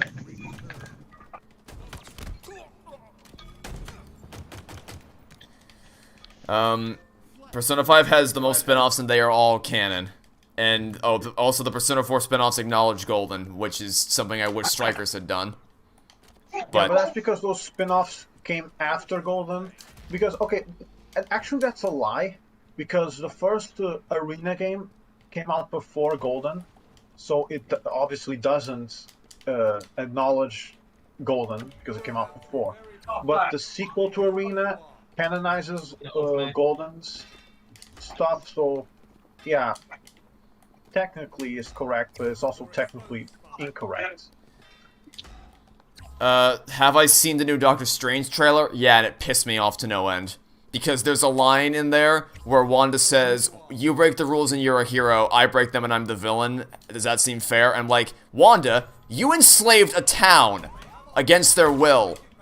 What are you talking about? Strange was done in No Way Home, but it wasn't outright malicious. And again, Twitter, being the shit that it is, of course, paints Wanda as innocent. Like, she didn't want to do it. She just felt sad. I'm gonna enslave this whole town. Yeah, I felt sad, and therefore I'm going to take over everybody's minds and keep them entrapped here, and not. You can't even, because yeah, originally it was just a burst of sadness or whatever that caused fake Vision to be created. But after the point where that town... She expands the X. Yeah, she expands it. She expands the dome, makes it bigger, and keeps the mind control. She's clearly perfectly aware of exactly what she's doing and what's happening. She just doesn't care. Which is my biggest problem with WandaVision. Putting aside the fact that it breaks the universe, because that whole... So long as those glyphs or whatever... No, the runes or whatever they're called exist, where so long as you're between those, no one can cast spells. Any magic battle she's involved in, she wins immediately. No one can stop her, so long as those runes exist. Putting aside all that, they just blatantly character assassinated her, and Vision sustains damage as well. Which is a common trend in everything that's happened in Phase 4. No character is safe. Even dead characters are not safe from the writers of Phase 4. What are the odds it'll be worse than No Way Home? I think it's guaranteed to be worse than No Way Home. Because at least No Way Home's multiverse trampling was kept to a minimum, by which I mean that the most they did was everyone's coming into this dimension, and you only really see this group of villains and this group of heroes, whereas Multiverse of Madness just looks like psychedelic, a psychedelic fever dream. Madness? Yeah, a Multiverse of Madness, you might say. So, I am extremely confident that it is going to be significantly worse than No Way Home. Okay, Wanda looks like she will face consequences, especially if she turns evil. Oh, Precisely. They keep saying that, but I'm just gonna, like, this is a genuine question. What do you think, like, what have you seen that supports that? Genuinely, what would you point to say this is what I think makes it seem like Marvel's aware that they need to make her face consequences? Because what I would say is that they think that she's in the right. And my evidence would be, there's dialogue where she says, when you break the rules, you're a hero, when I do it, I'm the villain. It seems pretty clear that they don't think she's done anything that's morally reprehensible, and are going to keep her down that path moving forward.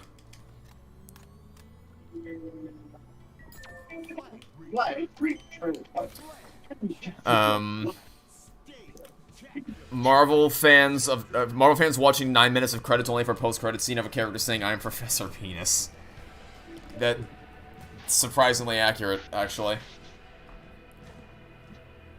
At the end credit scene of No Way Home is just like, oh look, it's that character. Do you like that character? Tune in for it. Yeah. Yeah, remember Here for the spinoff series on Disney Plus. Welcome to Disney. Bring money.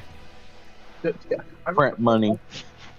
Remember the end credits scene from, was it Venom 2, where it's like, oh, he's in the MCU now. Oh my god, he's gonna interact with Peter.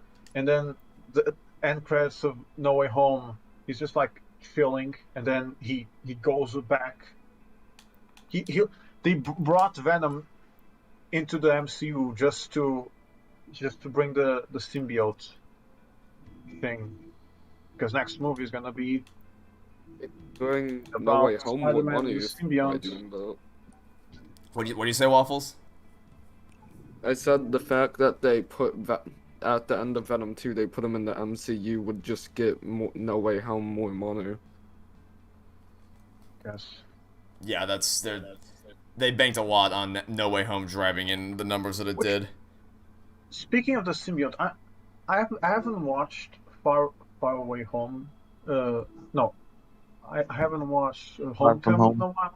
Or No, Homecoming. Homecoming. But I thought that movie implied that Peter already went through the symbiote stuff, but I'm not sure.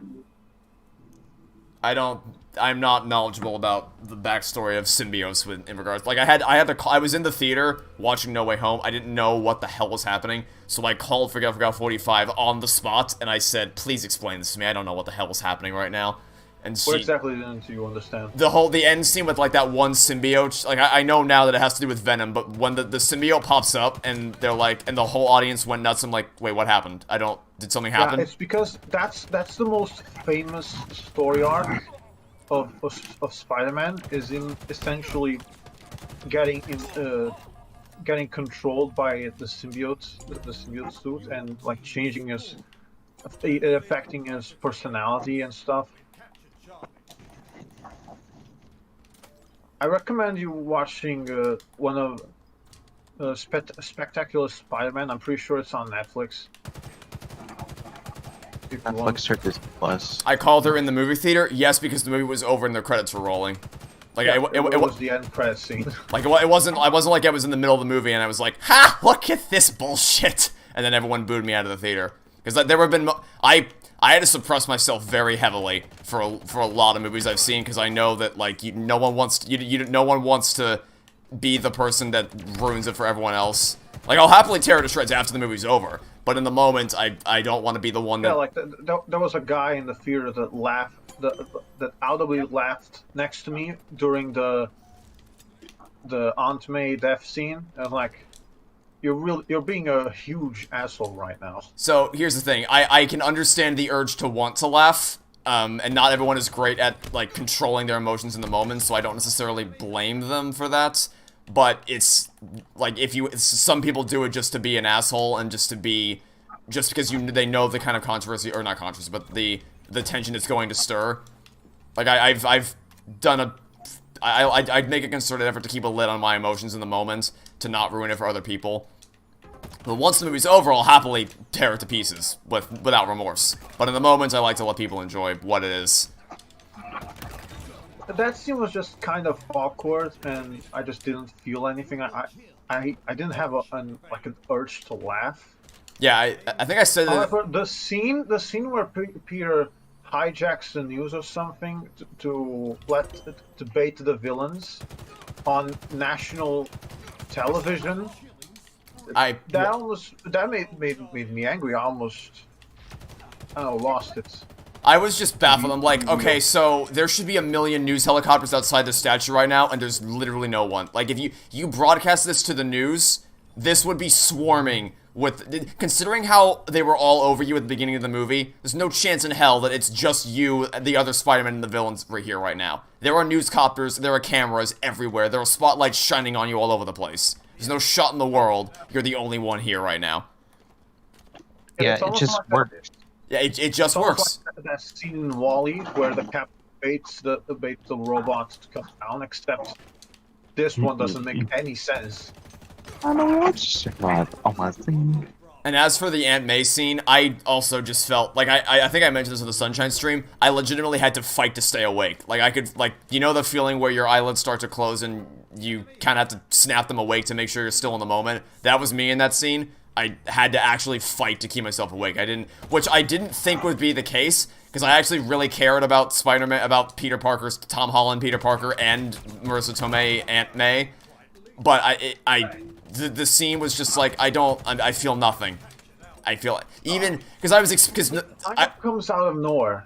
yeah, I had been told prior to the movie that that Forever 45 mentioned that she was, like, she called me as she left the theater and was audibly, emotionally distraught. So, and she warned me that I was going to cry once I saw the movie. So I was going in prepared to do so, and then I just, like, I could see the scenes they wanted me to cry at, and it just didn't happen.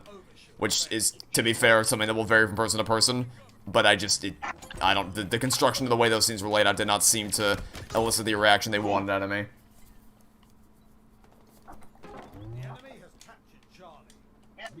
God damn it. Which is disappointing, because even given what Loki did to the MCU, I still had hope for No Way Home. But watching it was just a nightmare fuel. I didn't have hope for it in terms of fixing the MCU, because I thought that was just dead. I just wanted more hope. I knew the old actors will return, so I just wanted to see if I could get some good scenes out of the movie, and I got them, so there's that, but I'm not gonna pretend that the flaws don't exist, because they do, and they're really obvious. Yeah, I was there. I spotted plenty in the moment, but I even found even more after the fact. And I'm still figuring out the best way to organize my MCU video because there's just so much to get through. And I'm gonna try to keep it in one video, but something tells me that's not gonna end up happening, given my track record, but we'll see. Make it a multi-parter. It might end up being a multi-parter. We'll see. Because I'm literally covering the entirety of Phase 4. I don't think covering that in one video would even be possible. Well, possible if there's no time limit, but... You know, and possible if you just decide to make it 20 minutes. Parts, like one part be one division. If you want a 72-hour video, it's possible.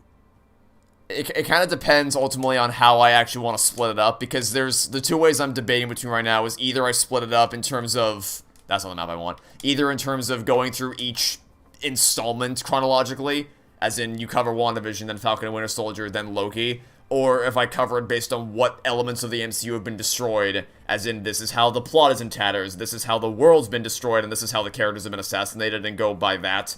It's figuring out the best way to segment that off is going to determine how I structure the series, or the video/series moving forward. Yeah, what makes it difficult to make it just one video is the fact that there's like four TV shows in Phase 4 right now. 5 if you count What If. Which I don't, to be honest. Is What If even... Though I don't know if it's actually canon, though. I don't know, but I don't care. Actually, I guess I can ask the authority herself.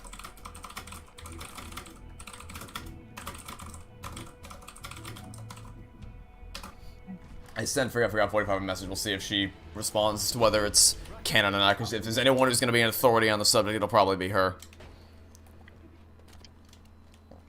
It sucks because Phase 4 started off so good with Far From Home. Far From Home is in Phase 3. It doesn't even count. Like, you can't even give that to Phase 4. Because it didn't start with that. It started with, WandaVision was the first installment in Phase 4. And then, Black Widow was the first cinematic installment in Phase 4. Also, watching Far From Home now, it's probably gonna be a different experience, because from what I remember, a lot of that movie is just, what's he called?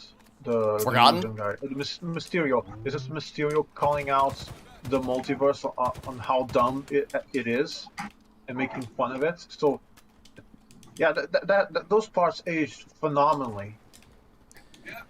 I would more have just said that the thing with Far From Home is that now it's clear that so much of the story, like, No Way Home was, what happened in No Way Home is not what was originally supposed to happen in No Way Home, and it's very clear, because they set up at the end of Far From Home that it's like, hey, Peter's identity is going to be revealed, ooh, spooky, and then No Way Home's like, oh, I mean, that's fine, though. Look at Toby and Andrew, aren't they cool?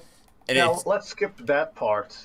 Let's skip the actually interesting parts so that we can shove some fan service down your throat.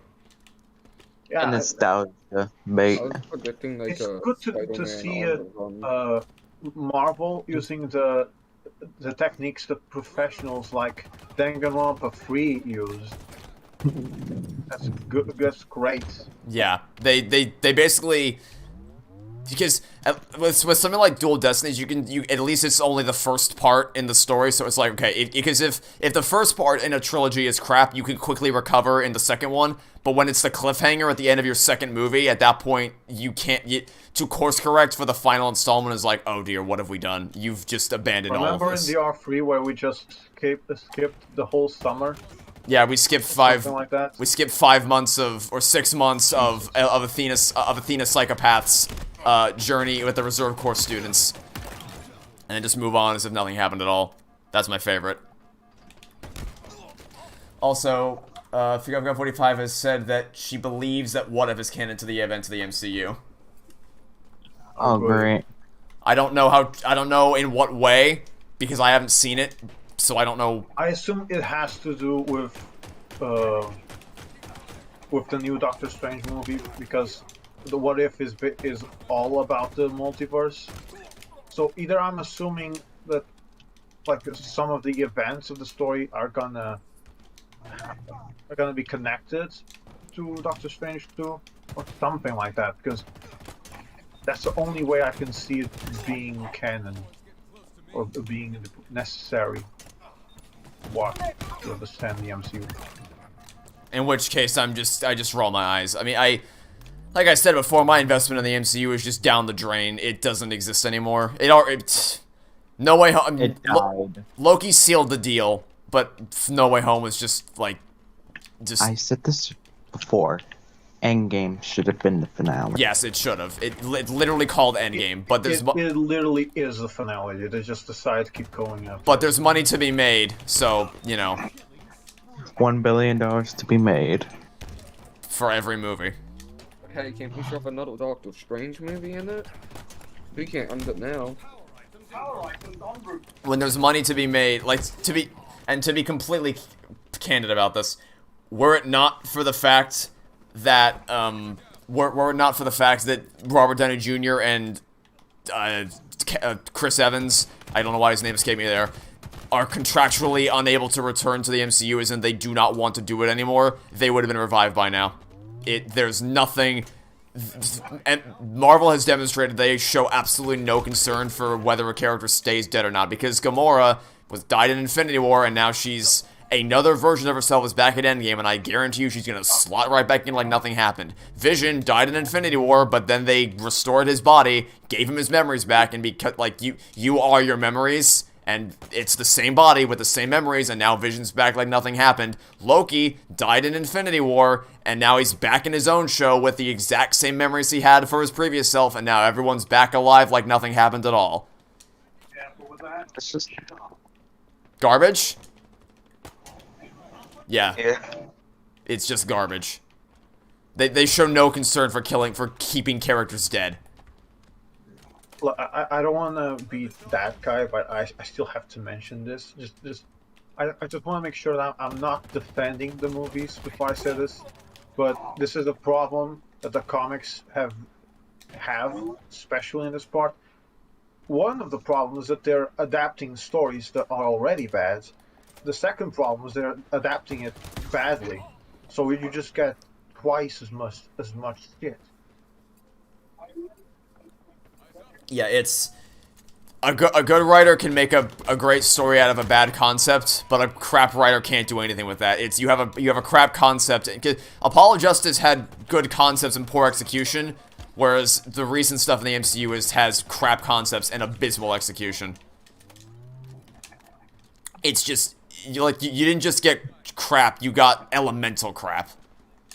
An entire different dimension of just the dregs of writing. When it comes down to it, they had the decision to end the highest grossing franchise of all time for integrity or keep it going, which, yeah, it's... I mean, I don't necessarily blame them, because at the end of the day, they're a business that wants to make money and they want to keep it going, but it ended everything so perfectly. There's really no reason... Ugh. No one stays dead in the comics, one thing you hate. Yeah, no one stays dead in the comics, no one stays dead in the movies. And it's a problem in both directions. If you die, that... Because I no longer think that death has any meaning in this universe, because why would it, if you can just revive the people? By, like, poof. I'm back. Because it was always, like, I'm pretty sure everyone always knew that the events of Infinity War would be undone in Endgame and that they would be able to snap everyone back. But Infinity War still had consequences, that there were actual legitimate deaths that stayed as a result of that movie. Not anymore. Except for Black Widow. She's the only one who's still dead. But, again, I don't have faith in that being a thing anymore. Especially given what's happened with the Book of Boba Fett, where Luke Skywalker's cameo in that show was entirely digitally synthesized, and it wasn't even Mark Hamill visually or audibly. It was just, they ran his previous lines to an AI and made an AI say them. In an age where you can just digitally recreate anybody, why would I think that any character would ever die anymore? There's also, you mentioned Black Widow, and yeah, she's dead, and she's not coming back. In theory. But I forgot what was the character that was introduced in the Black Widow movie. But that character is just gonna be the next Black Widow. Oh yeah, so Yelena. even when we don't get the characters themselves literally coming back to life, you still get essentially rip-offs of them back. Again, another problem that comes straight from the comics. Again, the comics are not good, especially since they introduced the multiverse. Because Disney doesn't care about... I am shocked that that Spider-Verse was good, but then again, it was Phil and Chris, the directors of Cloudy with Potential and Meatballs and Lego movies. So if someone was going to do that, well, it was going to be them.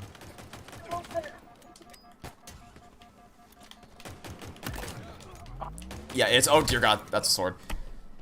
Yeah, just overall, I mean, because Disney doesn't care about the integrity of characters. That's been made blatantly clear. They care about keeping the franchise going into the future. So if one character's contract runs out, they'll just get another character to replace them that serves the same role. With Falcon becoming Captain America, which...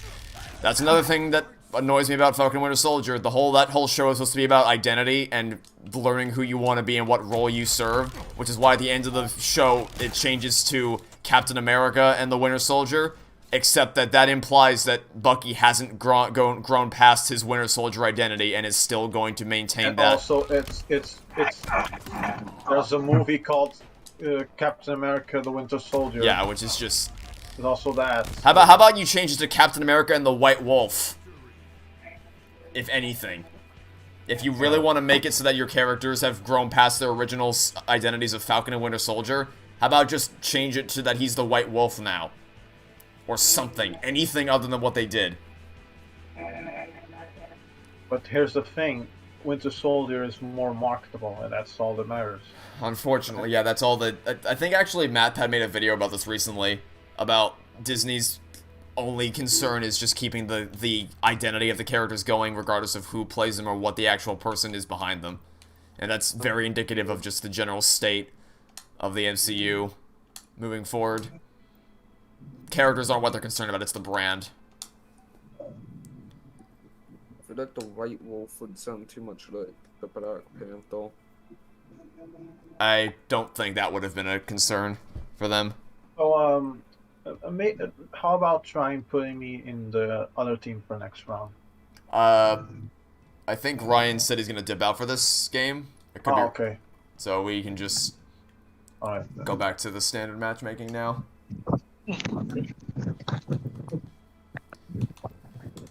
Alright, here we go. Since there is a Captain America and the Winter Soldier and a Falcon and the Winter Soldier, so often you say Captain Falcon and the Winter Soldier. I don't necessarily blame you. I'm sure there's been many jokes made by... Oh, We're still waiting for another F-Zero. Which I'm guessing might never happen, but, you know... I guess it's always a possibility. Ever since Mario Kart took the gravity mechanic for F-Zero, I think F-Zero's just dead. In Armor Wars, Jim Rhodes will end up taking the mantle of Iron Man. It wouldn't surprise me, but I was under the impression that they were eventually going to either make Pepper or his daughter at some point in the distant future take up the mantle. Well, in the comics, we have Rescue. We have what? Rescue. I don't know what that is.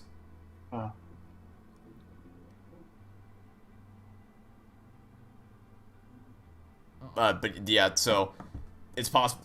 At that point, I wouldn't put it past Disney to do anything in terms of who's going to continue the mantle of Iron Man. Although it's also worth noting that if rumors are true, and Tom Cruise is actually in Multiverse of Madness, it's really at that point, nothing's going to stop him from keeping that going for the Iron Man position. So I remember that there was an arc in the comics that was essentially Captain America decides to join Hydra. And I'm like, oh no. I wouldn't be surprised if they decided to have the new Captain America go through the Hydra arc. To be honest, I wouldn't put it past them. Like I said, I'm not gonna put anything past Disney at this point. They show no care whatsoever. No Way Home taught them the wrong lesson. It taught them that so long as you have characters that people adore from classic things and you bait that nostalgia, it doesn't matter what your story is, people are gonna love it no matter what. Because it's too big to fail. And the MCU is too big to fail. It does not matter what they do at this point. It's basically a guaranteed success. Because I don't know the box numbers for Eternals, but I know that Shang-Chi knocked it out of the ballpark, and it wouldn't surprise me if Eternals did the same thing. And from what I understand, I think Eternals didn't perform that well. But again, when Marvel releases 3 movies and 2 of them are amazing successes, one failure is not going to do shit. And it's also worth noting that what's considered a failure for an MCU movie is considered like a knockout success for literally anything else. In this day and age. So I'm not concerned for the MCU's. Like, financially, they're gonna keep... Because they found a formula that works. So long as you keep teasing this stuff, people will keep coming back for the next phase. So long as you keep bringing back classic characters, people are keep gonna get their nostalgia boner filled. And so long as you keep doing that over and over again, you're too big to fail. You have the shiny visuals that are pre-visualized years in advance, making the director's input basically non-existent. You have the nostalgia-bait characters that people are gonna swoon for every single time. You have the flashy set pieces, the high choreographed action, the phenomenal visual effects. And even if your story makes bug all sense, if you bring characters back from the dead, it doesn't matter because all people want is to see their favorite characters over and over again for infinity and beyond, and that pisses me off to my core. My video is going to be comprehensive. I've got an insane idea for what they can do to make money that wouldn't make sense. Multiverse of Madness? Nope. Connect stories in the MCU somewhere. Ugh.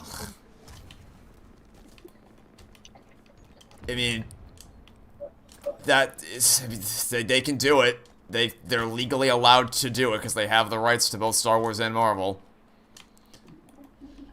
But I hesitate to say it because if I say it, I'll probably be like, well, now you just jinxed it. But I think we're safe from that ever happening. Although, even if it does, it's not really. It can't get worse. I don't... Imagine in the MCU, it's gonna get like too crazy and they're gonna just reboot it. More able to do crossover with Phineas and Ferb, so that's how they'll connect it. Well, the thing is, I don't think it can get worse. I legitimately don't think, with how far the MCU has fallen, I don't think it can get worse. So... Yeah, but here's the thing, there's always something worse. Always. Is there, in a world where free will doesn't exist and almost all of your characters are assassinated, is there anything worse you can do? Well, they could reveal that everything up till now has just been a TV show. You know, they could do that. But if they did, it'd basically be a distinction without a difference, because they've already established that free will doesn't exist, so it may as well have already been a TV show. Yeah, I know, it makes that... I don't know if it's official or more blatant. Maybe more blatant, I don't know. Not sure. It might be more blatant, but if V3 is any indication, people still won't care. Like, the lengths that MCU sycophants will go to defend anything they do, no matter what. But the biggest proof of this is that people will say, people said when WandaVision came out, oh, don't worry, she'll face consequences in Doctor Strange 2. That's what'll happen. And now the trailers come out and it's made it crystal clear that they think she's the good, Marvel thinks Wanda's the good guy in this scenario. They've changed their tune to, oh, well, I mean, like, she's not a bad person, though, because she was sad. So, it's fine. Just the juicy pivots as to they'll go all over the map and do whatever it takes to defend this series, no matter what. Big sad justifies everything. Yeah, the big sad is the best get out of jail free card.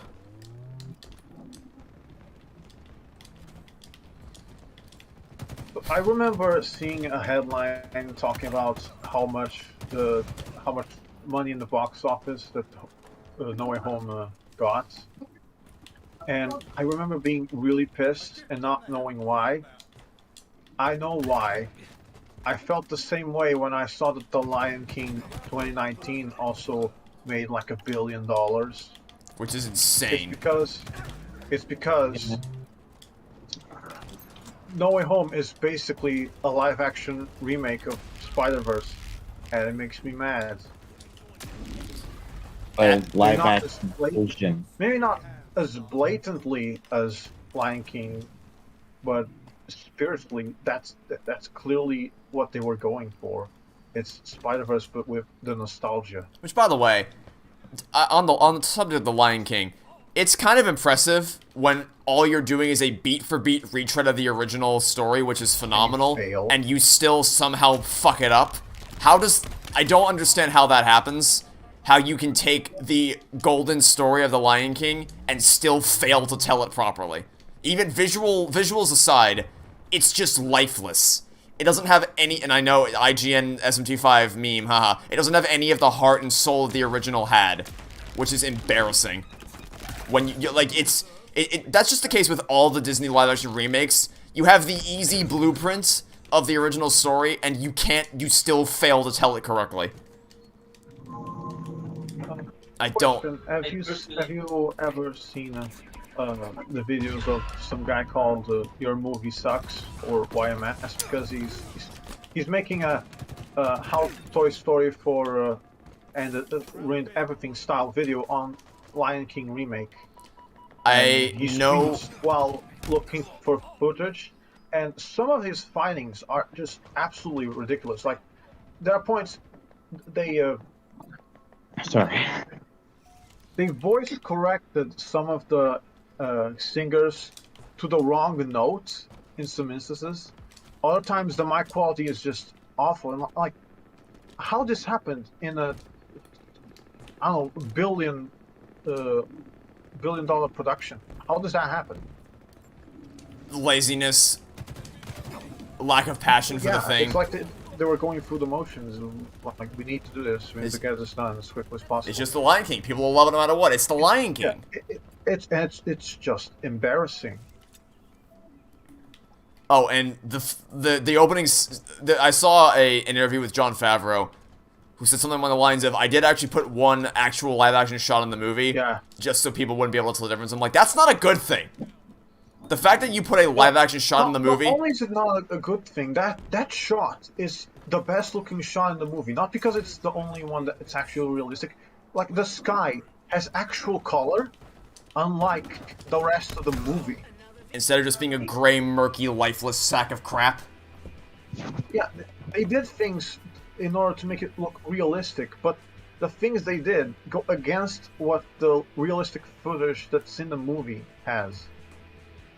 Again, it's embarrassing, it's baffling. It's also just pathetic all across Every the board. single lion has some sort of backlight, so they just look like they're photoshopped into the scene.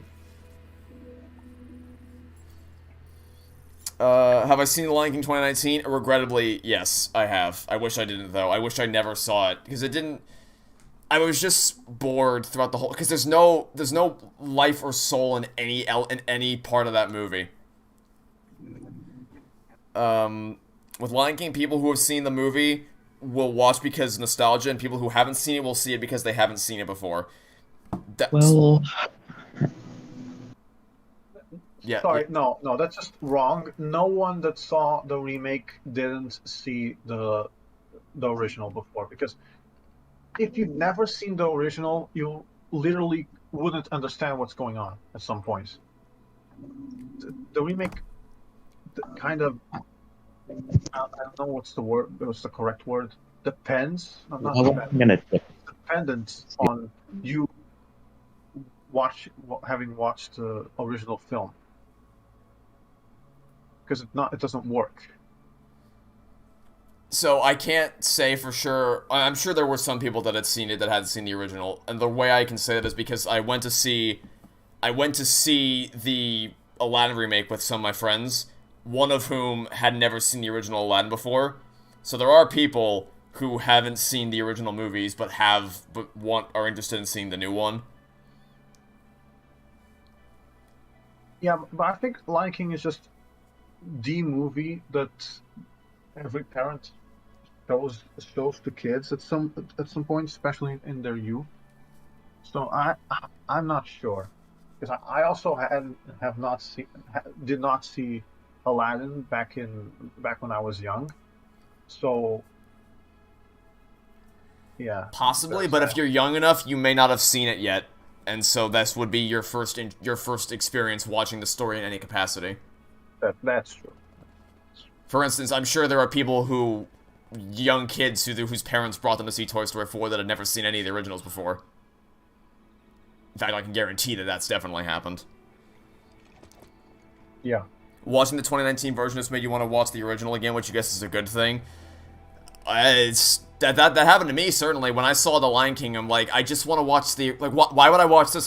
It's just the same movie, but worse. It's a beat-for-beat reach of the original, with added scenes that add nothing. Worse pacing, worse visuals, worse acting, worse music somehow.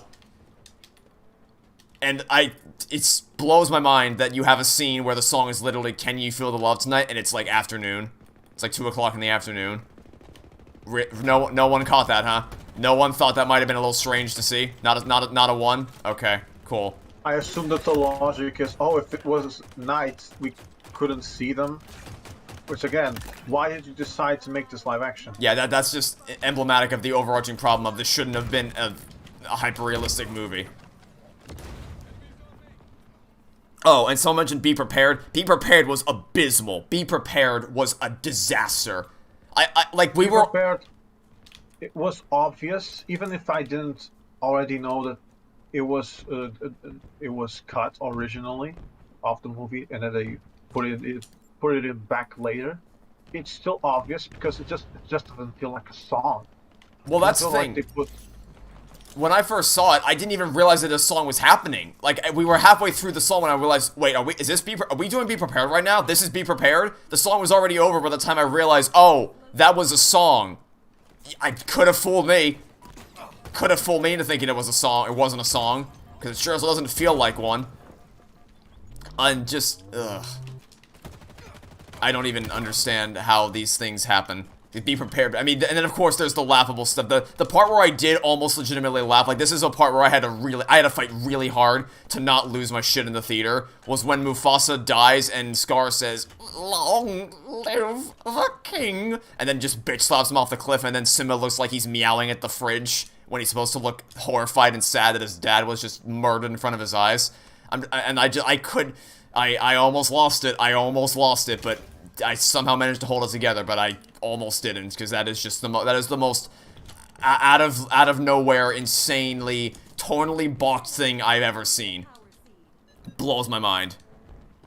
So, fun fact, I saw the Lion King 2019 with my family on the 31st of December of 2019. So let's just say that the movie was an omen of things to come. Because that was probably the worst way to end a decade. Jesus. I ended 2019 watching Captain America: Civil War, which is a much better way to end 2019, to end the decade.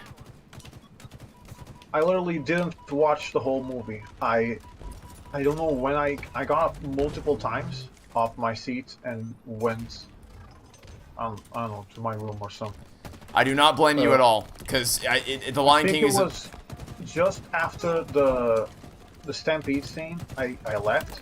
I came back during the Can You Feel the Love Tonight? Can you feel the love this afternoon? When the Mufasa clouds.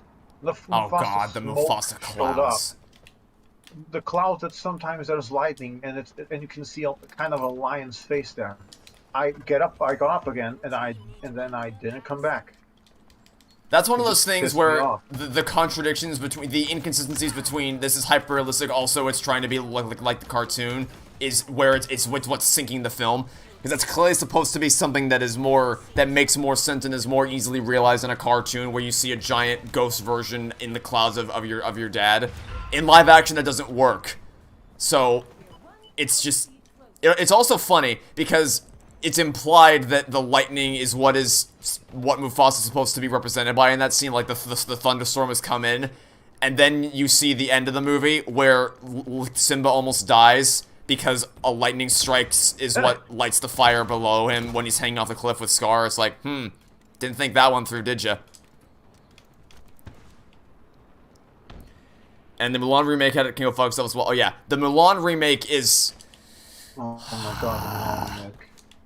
I mean, there's obviously the in real life controversy surrounding the circumstances of how that film came to be, and the fact that Disney literally thanked concentration camps for their help in producing the movie, which is just like, did nobody think about this? Were there no functioning brain cells on the team behind this movie that's like, hey, maybe this is not something that we should do. Maybe this is a bad idea.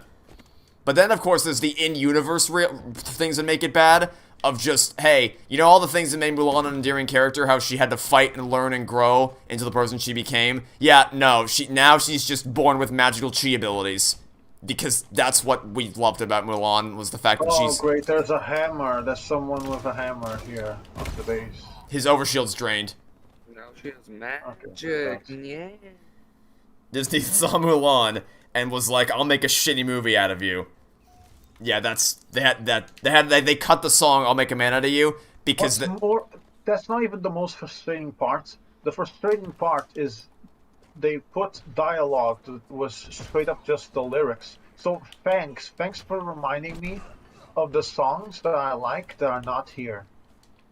Which is the problem with all of the remakes.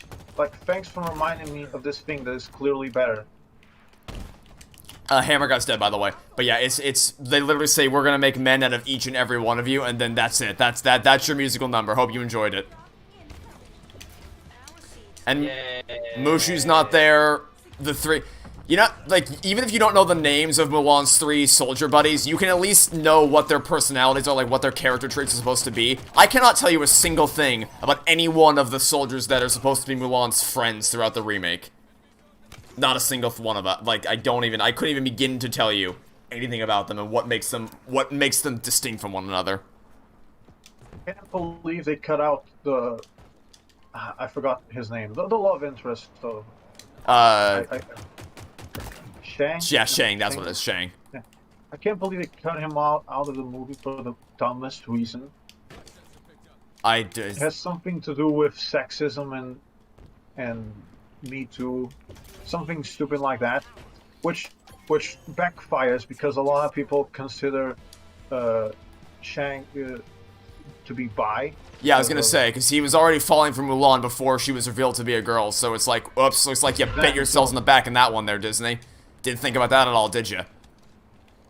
Honestly, I honestly believe that that's not the reason they took him out. They took him out for probably for that, because of the buy thing. Because you know China, and they really wanted to appease this movie, appeal this movie to China. That's probably why the concentration camp thing. Yep, that could have been the reason.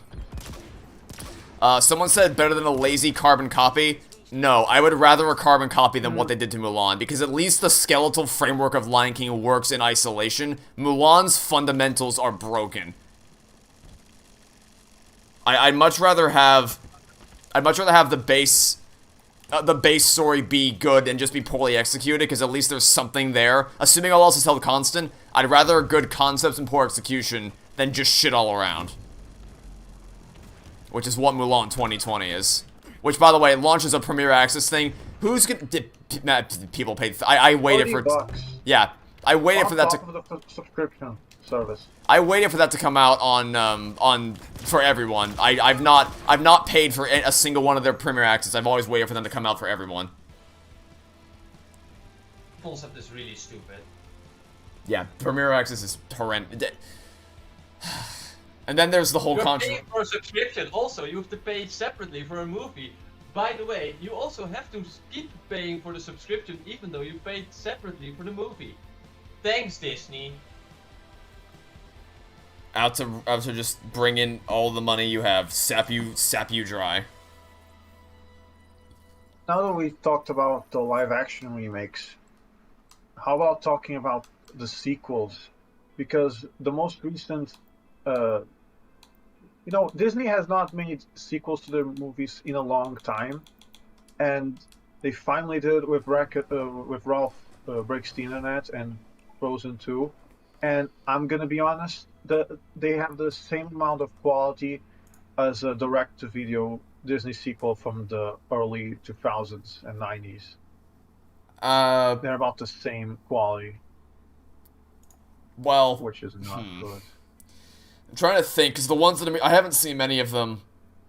I think, because I just think about Return of Jafar, and I'm just like, oh, but that's real. That sucks so bad. And The Little Mermaid 2. With not Timon and not Pumbaa. Referring to, because of course there's the Lion King sequels, which are okay, and there's also Cinderella 3 and some other few ones. But yeah, I'm more talking about things like Mulan 2, the Hunchback of Notre Dame 2. Basically all the ones that just look like, oh, this is supposed to be a pilot for the TV show or episodes for a canceled TV show. So, thing is, I've never seen Mulan 2 or, well, I've never seen Hunchback of Notre Dame, but I've never seen the sequels of that either. I haven't seen Belle's Magical World or anything like that. I've only seen the Lion King sequels, the Aladdin sequels, and the Little Mermaid sequel, including Little Mermaid 3, Ariel's Beginning, which I do not recommend to anybody. Yeah. But I'm trying to think... There's a reason that was the last one we made. I don't know. I'd have to watch them all again to know if I would commit to the position of them being worse or as bad as the original direct-to-DVD sequels. I'm honestly not too sure. Question, have you seen Cinderella 3? No, but Forgot 45 is begging me to watch it with her. Okay, so ignoring that movie, then you have seen the peak of the Disney direct-to-video sequels. You have seen the peak. The rest is very much below that. And that's what I've heard, and that's why I'm probably never going to watch them, because I just don't... I've heard Mulan 2 actually deals damage to the characters in the original. I just don't want to see that, because I kind of care about the characters in the original Mulan. I don't want to see them assassinated. I've seen enough of characters being assassinated recently. I don't need to see any more of it. So I don't know how things were there in the US, but here on Disney Channel, some years ago, there was always this kind of, I don't know if it's promotion. There was something like, okay, it's about the Disney princesses. Every month there's like a Disney princess of the month. and the one that wins gets the channel plays their movies. The problem is that they don't never play the original movies. They only play the sequels, and it was always Belle winning, so it was always just Belle's Magical World again and again, and that movie sucks. That movie, whatever the hell it is, collection of shorts, it's genuinely terrible. Yeah, that never happened on Disney Channel here, thankfully. Either that or Mulan, which means Mulan 2. Which is a film I still have not seen and don't. I've seen someone talk about it briefly in a video, like a ranking video of all the Disney. So I think it was one of the, a video ranking the worst Disney sequels, which I guess is just a cavalcade of garbage because it's not. There's like 3 good sequels, 1 or 2 mediocre ones, and the rest of them are just a cavalcade of diarrhea. Exactly. So, I don't really want to see it for any reason, because I'm not... The only reason I saw Toy Story 4 was just because of how emotionally invested I am in the series. It would be remiss of me to not at least see it and see what it was. I heavily regret doing that. Not that I would have been able to avoid it anyway. But I don't have enough emotional investment in Mulan to even want to see what it is out of morbid curiosity. So I will safely avoid that movie forever unless something happens in the future that makes me obligated to want to watch it, which I'm hoping / guessing is probably never going to happen. Oh, by the way, can someone tell me how you can close the pop-up that appears when you get an achievement? Because somehow it just doesn't disappear. I am now playing for literally 15 minutes with that pop-up and on the right side of my screen for some reason. I have no idea how that happened. All I can say is probably just you'd have to disable notifications for Steam achievements or like disable the Steam overlay. I don't know how to do that, but that's what I would look up is like how to disable notifications for Steam achievements. Literally never got it happen. Yeah, I haven't heard of that happening either. Really weird. And this game also has a problem with achievements, huh? Apparently. I mean, it had a problem with achievements at launch, especially because there were several achievements that just did not unlock, or they took several hours to unlock. I mean, it's fixed now because there was one part towards the end of my LP where I just got a bunch of achievements back to back, and it was all the story-related ones from the beginning of the game that I should have gotten but didn't. So yeah, Halo Infinite had a bit of a rough launch in terms of its mechanical functionality. A lot of games do in this day and age. Yeah, it's modern gaming for you. I mean, it's not like back in the day it was better because, yeah, games came out more complete, but it also was... The crunch issues were far worse back then. That's actually the only good thing about that I play Japanese games that get localized in literally years. Because if I play it, it's always the version with all the patches. Which works. Yeah. Yeah, because, for example, Persona 5 Strikers did not come out on the PC when it launched in Japan. Just when it launched here. So that's... So we got the best version of the game right at launch. Which is basically the same thing what happened with Shin Megami Tensei 3 Nocturne HD Remaster. Which is not a very good remaster. Yeah, I heard from people that you might as well just emulate it for if you want the HD experience. The entire game is 16:9, besides the 3 cutscenes in the game, who are still 4:3 resolution with borders that echo the game's cutscene, which is a bit weird. And they added that voice acting, which wasn't a thing in the original game, which is good, but literally nothing else is changed. It's just upscale.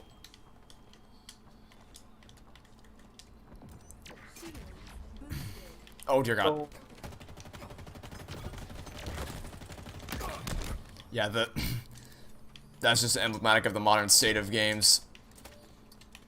And I still want to check. Don't forget, Also, don't forget, they added the paid DLC to a remaster of a game from 2000 and what was it, 3?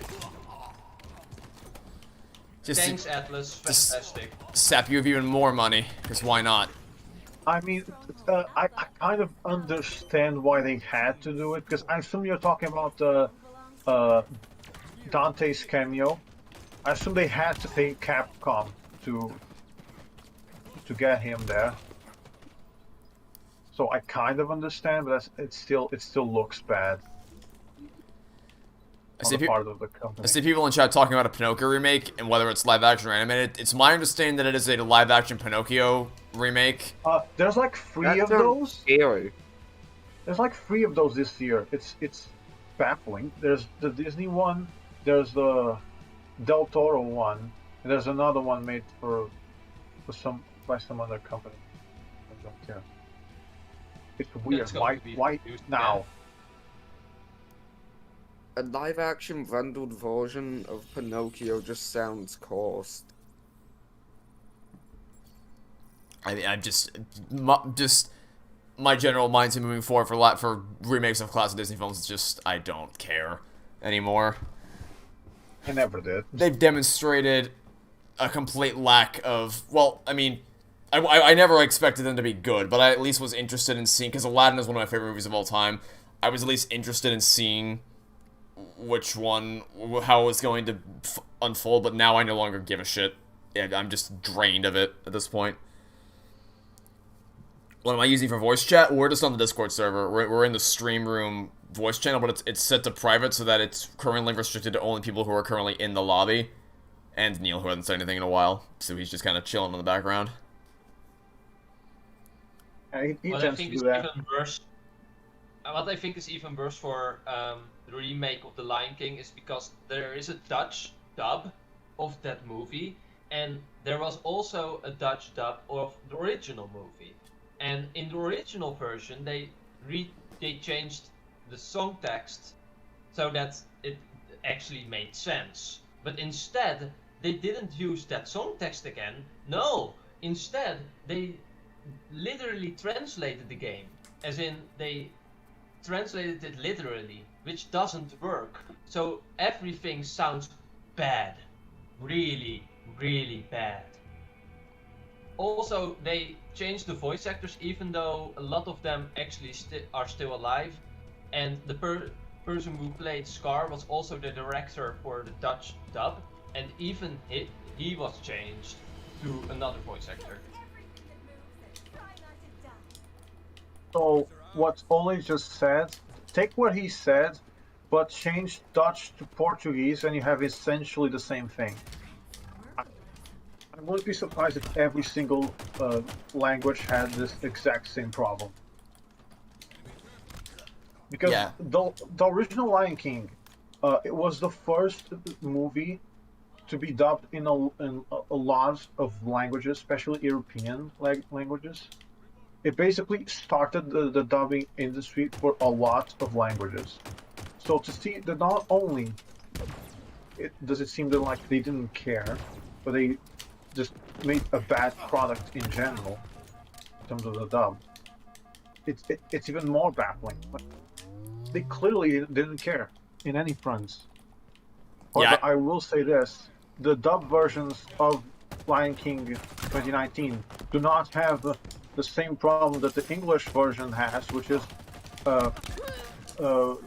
bad microphones peaking and some of the notes being corrected to the wrong notes.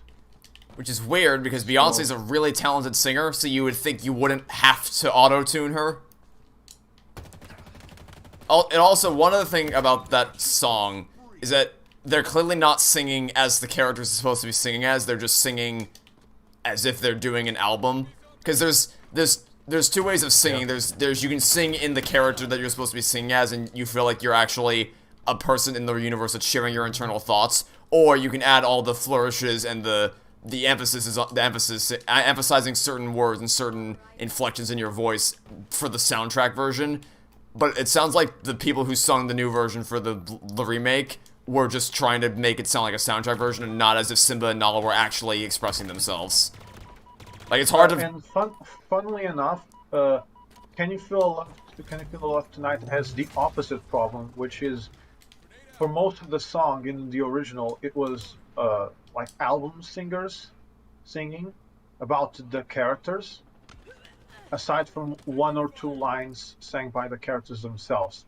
So in the 2019 remake, you have the problem where the characters' voice actors are saying the line, "Love is where they are." Who is they? Are they not they themselves? So clearly there was a lack of thought in terms of the musical numbers. It's just a cavalcade of a disaster from start to finish. About dubbing, talking about dubbing, I'm sometimes really confused which game gets a dub or any translation in Dutch in general. It's really ridiculous. But, as in, Pokemon doesn't get Dutch translation, but Smash Bros. Ultimate gets one.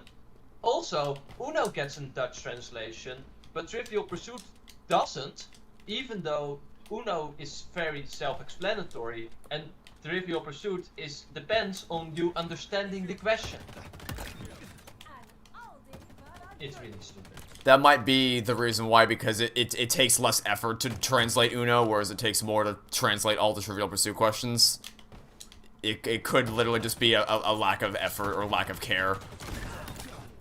Also, Also, I'm pretty sure when it's something as simple as Uno, they probably just machine translate it. Which reminds me, I think it was Shantae 5 that had this problem. I think it was the Italian language, where they the machine that translated it, or the translators themselves, mistranslated resume in the pause screen as resume, meaning that in the Italian versions, instead of saying resume or the Italian equivalent to that, it says curriculum vitae, which is really funny. Yeah, but for Trivial Pursuit, as I said, Ned, there actually is a Dutch version of that game, and it is only on PlayStation. There is and the Switch version was released later than the PlayStation 4 version, but didn't get the Dutch version, even though it already existed. It doesn't make any sense. Yeah, I can tell you every single Switch game that's available in Portuguese. Mario Kart 8 Deluxe. That's it. And I assume that it's because the Wii U version was, because there were more Wii U games that were available in Portuguese, like 3D World, and I think Captain Toad Treasure Tracker. I have not played the Switch version of 3D World. Maybe that one is also in Portuguese. The same thing with New Super Mario Bros. U. But outside of Wii U ports of Mario games, there's nothing. There's literally nothing. Wow. Talk about putting no effort in. So someone in the Discord I asked... assume they just thought it wasn't worth it, because... So I believe that ever since the PlayStation 2 era, Sony has started making games available in Portuguese, and during the PS3 era, it made a lot of money. So I assume Nintendo thought, "Oh, we can have that money," but the problem is that it was on the Wii U, so no one bought it, and it's not okay. Portugal doesn't care about us. We will not translate our games. So someone in the Discord asked if anyone's seen the new Meat Canyon video on Toy Story. I didn't know what that was until I looked it up just a second ago, and I immediately Control W'd out of the tab. I don't want to know what that video is, and I'm never gonna watch it. Wait, the what? It's a channel. It said Meat Canyon video on Toy Story. I searched up Meat Canyon Toy Story, and I immediately tabbed out. I don't want to watch that. I have no idea what the hell it's supposed to be, but I can tell from one glance that I don't want to get anywhere near it. Is this some Spider-Man and Elsa video type shit? Possibly. That's what it sounds like. The thumbnail is off-putting, to put it lightly. 5 minutes Yeah. remaining. And the title of the video, I believe, is called "You've Got a Friend in Me." So, you know, make of that what you will. Holy shit. Yeah, let's change the topic of conversation then.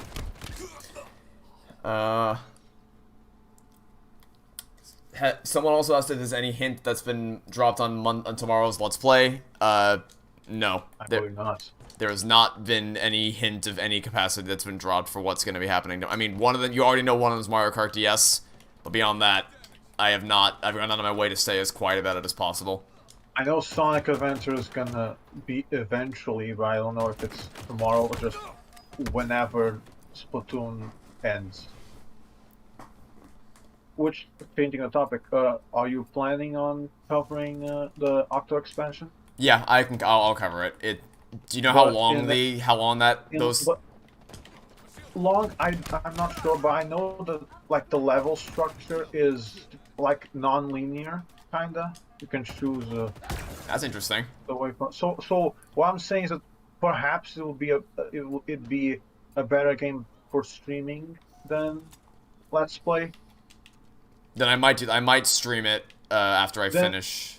Outside of that, I know that the whole point is that you need to collect 4 things to reach the final boss. So I assume maybe half the length of the normal campaign. In which case I can probably bang that out in a stream easily. Maybe 2/3. I'd say, depending how things go, 1 to 2 streams, kind of like Mario Sunshine, maybe. Hopefully it goes better than Mario Sunshine did. Because I will tell you this right now. I will warn you. The Octo expansion was made for players that know the game well. I'm saying that it's hard. And it is also written by the. It's also what?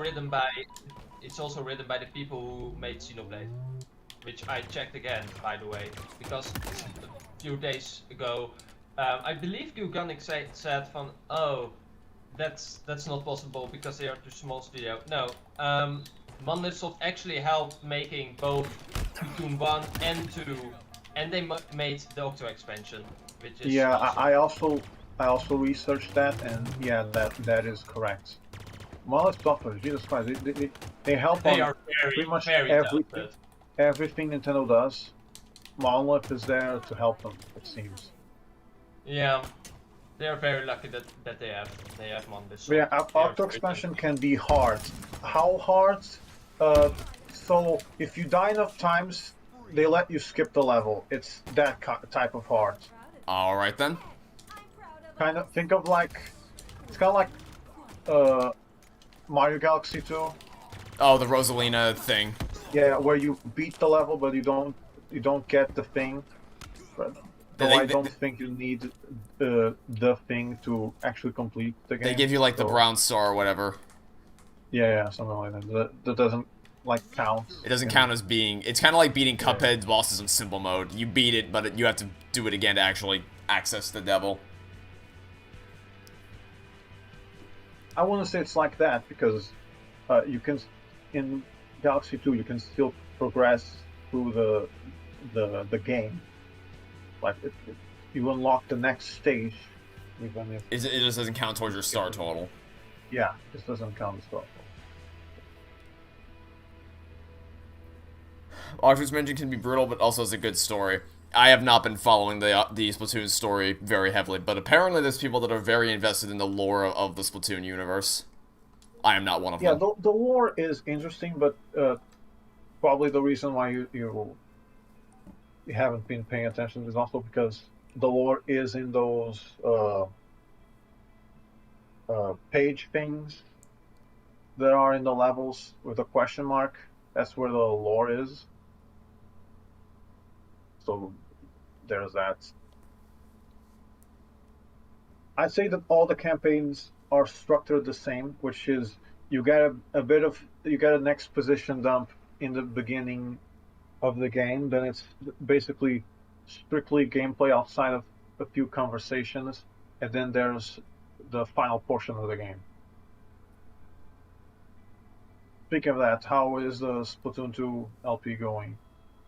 It's going fine. I'm Because still. I reached the final area, and I can tell you that the big suck things do come back. I forgot what they were called. By the way, that video I was talking about earlier has just been added to the Discord chat. Why? I don't know why, but someone posted the link if you want to see what it looks like. Oh, that looks. I probably won't More fun. watch it. And Aver, you should be able to join the channel if you want.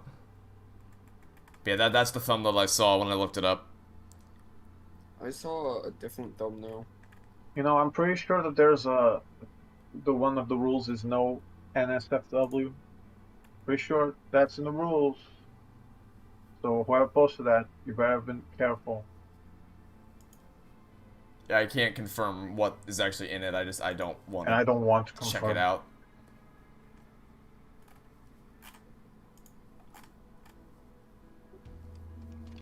Be right back.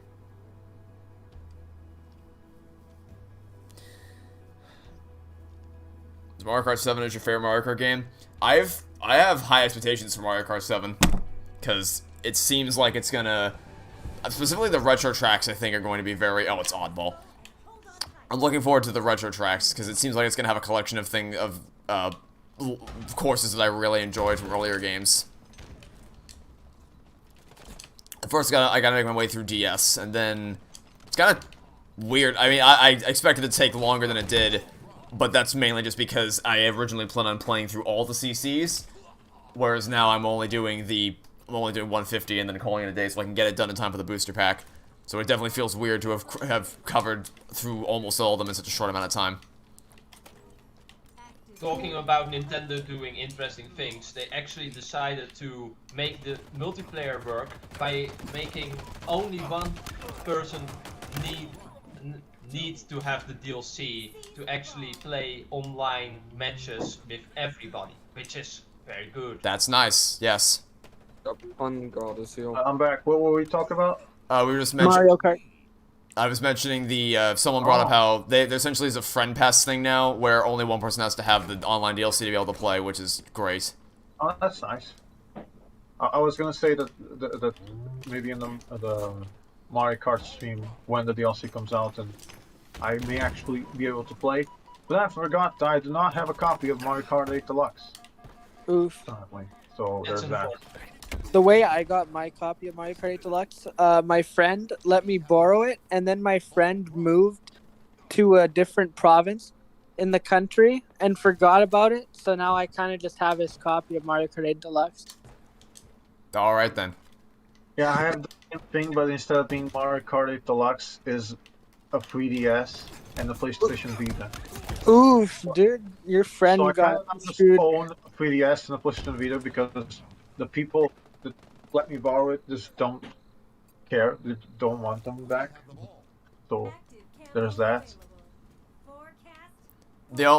So I borrowed someone else's 3DS, except that I didn't borrow it, they just let me have it, because they didn't use it anymore, and I've been mentioning how well, I mean, you know why I got it. It was because there was some upcoming Ace Attorney games that I needed to have a 3DS for, so I mentioned that, not expecting that he would have a 3DS to provide me, just in passing, and then he told me, well, I don't use mine anymore, so you can have it if you want, so he lent it to me, the Chad that he was, and now I have it.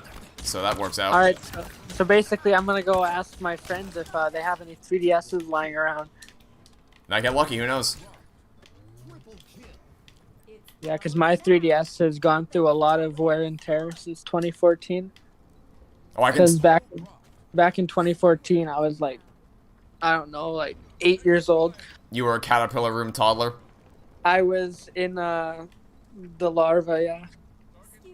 I was just referring to the caterpillar room from Toy Story 3, where they chew on toys and throw them all over the place. I was still in the cocoon. My eyes just. I don't know what it is about it, but the way the effect on the 3DS, my eyes just don't like it. I can completely understand that. Like, my dad, I know, that kind of 3D effect would not have gone well with him. He's very prone to that kind of motion sickness from those kinds of effects. It's like looking through a kaleidoscope. I've always liked it just because I was always a fan of that kind of 3D style. I was a big fan of that. But I completely understand how someone wouldn't be a fan of that. I was a fan of it for like a good couple minutes before I never used it again. Oh, I can imagine like playing for extended periods of time would be frustrating. But just because I only ever looked at it in quick glances, and not for any longer than that. But I imagine if you looked at it for longer than a couple seconds, it might start to get on it might start to wear me down. Some games had cool use of 3D though, like Shovel Knight Treasure Trove. The different background layers were in 3D and it looked really cool. That is a cool use of it. Adds even more. A lot of 2D games had that. For parallax, because that's what they do to make it seem 3D ordinarily, is to add that parallax scrolling effect. But then when you double it up with an actual system that can handle 3D type capabilities, it makes it even better.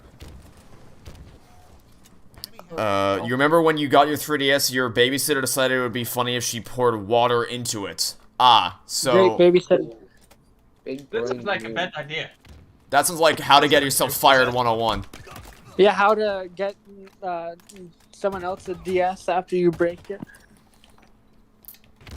How to lose $300 in an instant.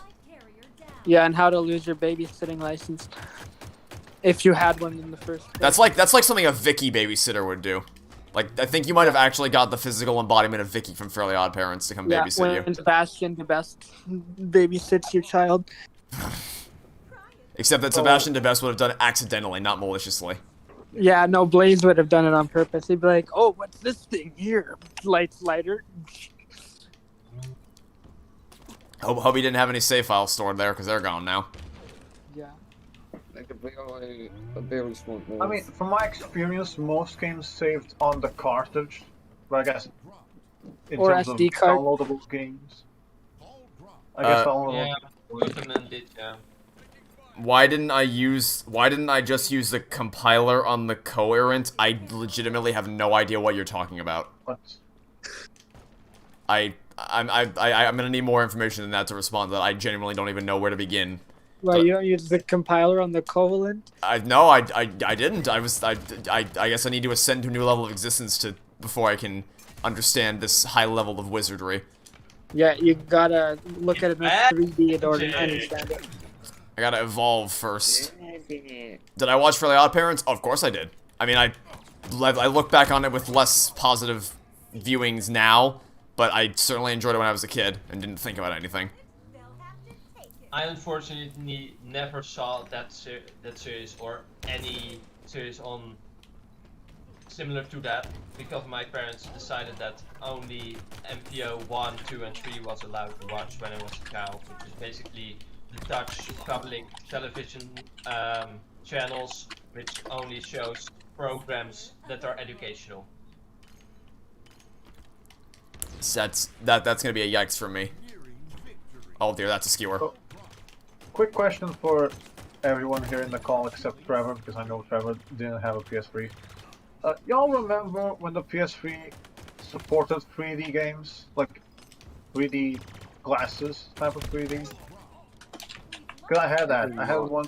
I had the 3D TV. It was bad.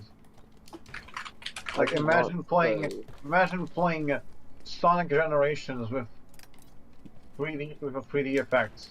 Just motion sickness. So, I did. And it also half the frame rate. So it is worth noting I did actually have a PS3. Oh yeah, you're right. Sorry. But I didn't use any of the 3D capabilities with it. It can impossibly be worse than Nintendo Labo VR. That concept is ridiculous. I've gone out of my way to not use Labo VR. That's just pixels. You're just looking at pixels because of the damn resolution of the system. You just have to force the headset on your face. There's no strap or anything. That's also not the whole point of VR. Is you're supposed to forget you even have the headset on at all. It's just supposed to sit on your head, and you're supposed to be immersed into it. You're not supposed to have to force it there because that's a perpetual reminder that you're looking into a box. Oh yeah, funny story. I decided at one point that I wanted to defeat the final boss of the Legend of Zelda Breath of the Wild in VR because that's possible, and I did it, and it was pain. Much much pain. You have my condolences. You're talking about the Reavers that have lava like an overpass? No, I'm gonna need more than that. I still don't know what the hell you're talking about. Why didn't I use? I'm very excited. I'm very excited for Kart S though. I enjoyed what I've recorded so far. Why didn't I just use compiler on the coherent? You're talking about the Reavers that have lava like an overpass. He's speaking in hieroglyphics here. Apparently. You gotta decode the zodiac signs here. He's on a higher level of existence than me. He saw enough 3D on the 3DS. He's in a new dimension now. He's in the multiverse of madness. He's time traveled back from the future to give me an idea of how language has evolved. Yeah, imagine like 200 years in the future, someone's like, oh no, the world is about to get something really bad happening to it in like 2 days from now, but they are unable to use English, so they have to speak in zodiacs, and when they get the message that like an asteroid is coming, no one understands it because it's all in this alien language that is invented 200 years from now.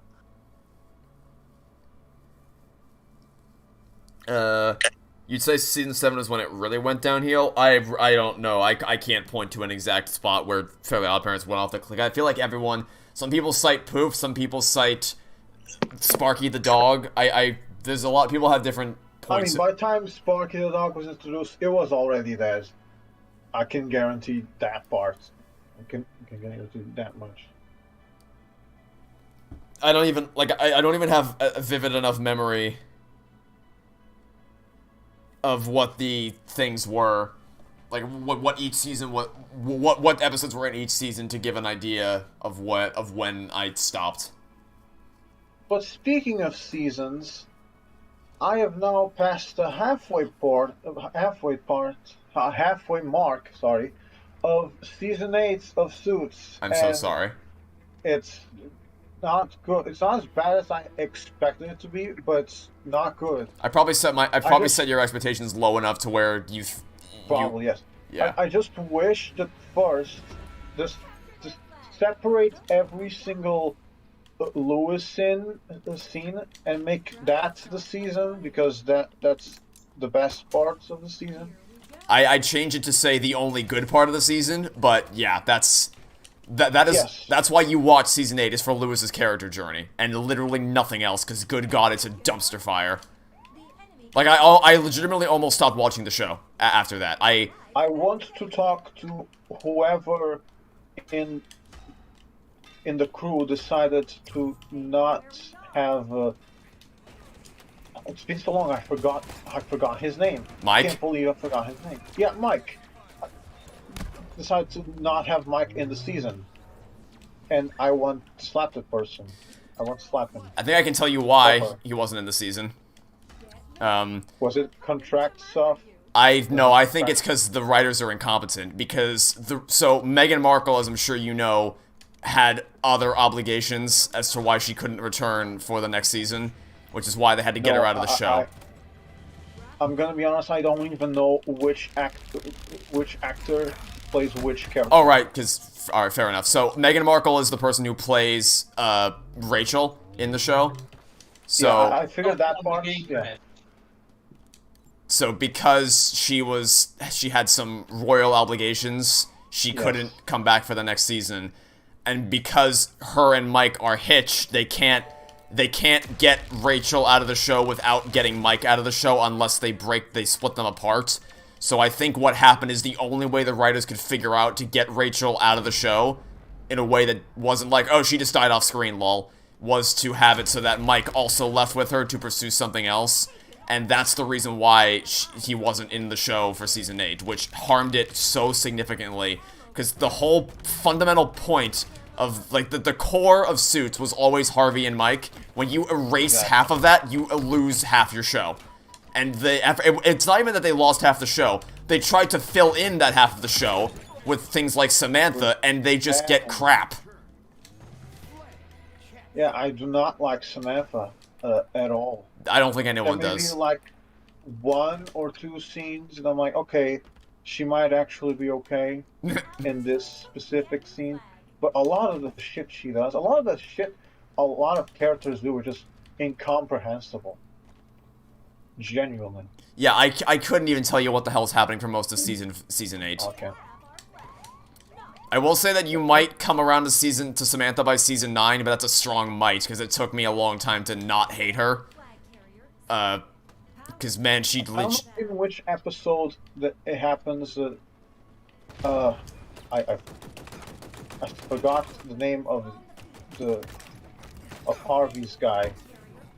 I forgot his name, but he wanted to get a new client for Zane, and Samantha was like, "No, don't do that. He's done these things that I'm not going to tell you.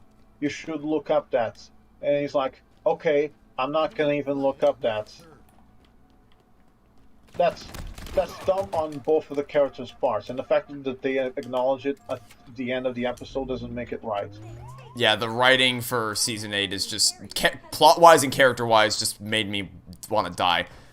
Like I legit, and the fact that they changed the intro was, I mean, it's just like, and obviously they have to because most of the characters that were in that intro aren't in the show anymore.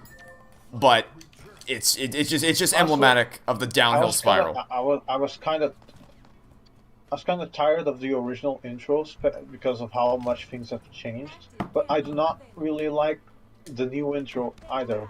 Oh, I know, I hate it. Worse. I like the part with the names on the wall, but that's it. Yeah, that's a cool way to kind of symbolize just how much has changed, and that's the only part. It probably would be better if it was synced up to the music, which is not. And the reason why is because it changes multiple times within the show itself. I think it might have been originally synced, like in episode 1, but then it just keeps changing. Also, have you gotten to the stuff with Katrina and Brian? Oh, why did you remind me? I think from the moment she decided to have him help her, I knew what was gonna happen, and I hated every single thing, every single scene. Especially how much the writers kept forcing things to happen. Yeah, it's very blatant, and they just beat you over the head with it. At every one of the scenes, and the deposition scene was the worst part. Like where it's like they're talking to each other, but also to the people they're deposing. Yeah, they don't even look at the guy that they're deposing. They straight up just look at each other. Like, are you genuinely brain damaged? It's dumb as hell. I don't even. It's ridiculous. I have not finished the season. I think I'm missing like 2 episodes. But yeah, it's. Well, then I won't tell you what happens in the final 2 episodes, because I will say there is a payoff for season. There is a reason to stick through season 8 to the end, and it almost makes up for what happened before that point. Almost. And season 9 is still not as good as what came before it, but it at least ends the series in a nice way. So it's worth. That's why whenever I recommend Suits to anyone, I always preface by saying, yes, Season 8 is garbage, you're going to hate it, please don't give up on the show, because it's worth it to push through to Season 9. It's kind of like Justice for All with Phoenix Wright. Yeah. It's like, because I almost gave up after turning about Big Top. I'm like, is this indicative of what happens in the future? Because I don't want to continue after Big Top. And also Apologetics, like, I don't want to keep going if this is the way we're going. But people assured me that, no, I promise it does get better. You gotta push through Big Top to get to Trials and Tribulations, and Pharaoh My Turnabout for that matter. You just gotta push through the crap to get to the good stuff.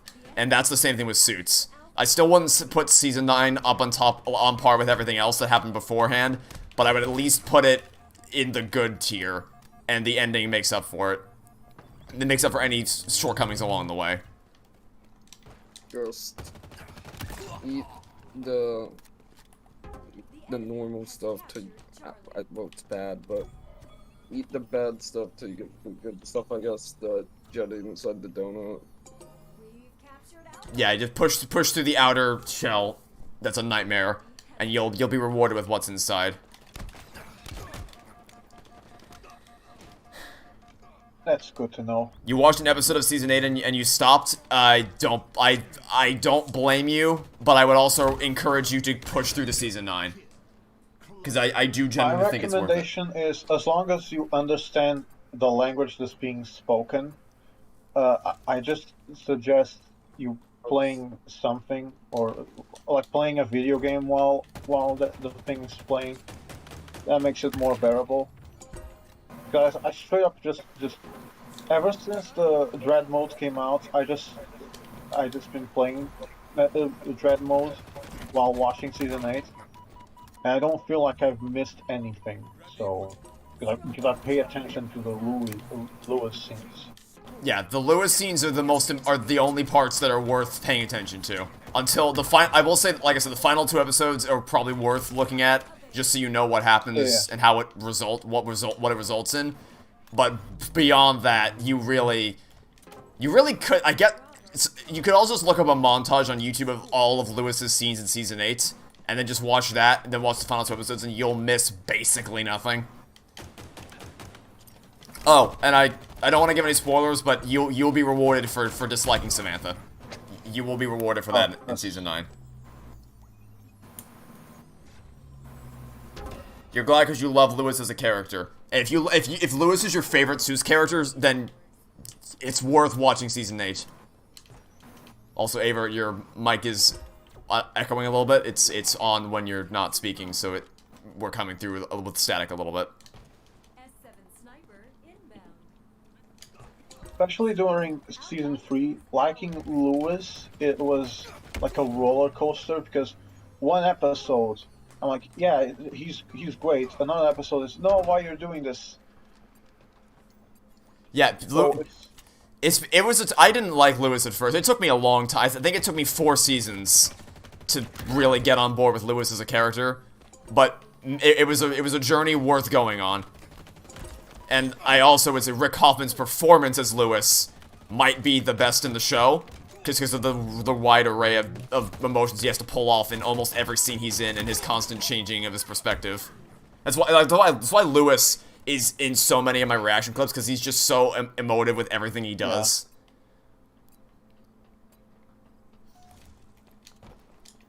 Suits Season 8 is bad if you're watching it. You need to pretend to be in it like a game. Okay, I'm not gonna bother responding to this anymore.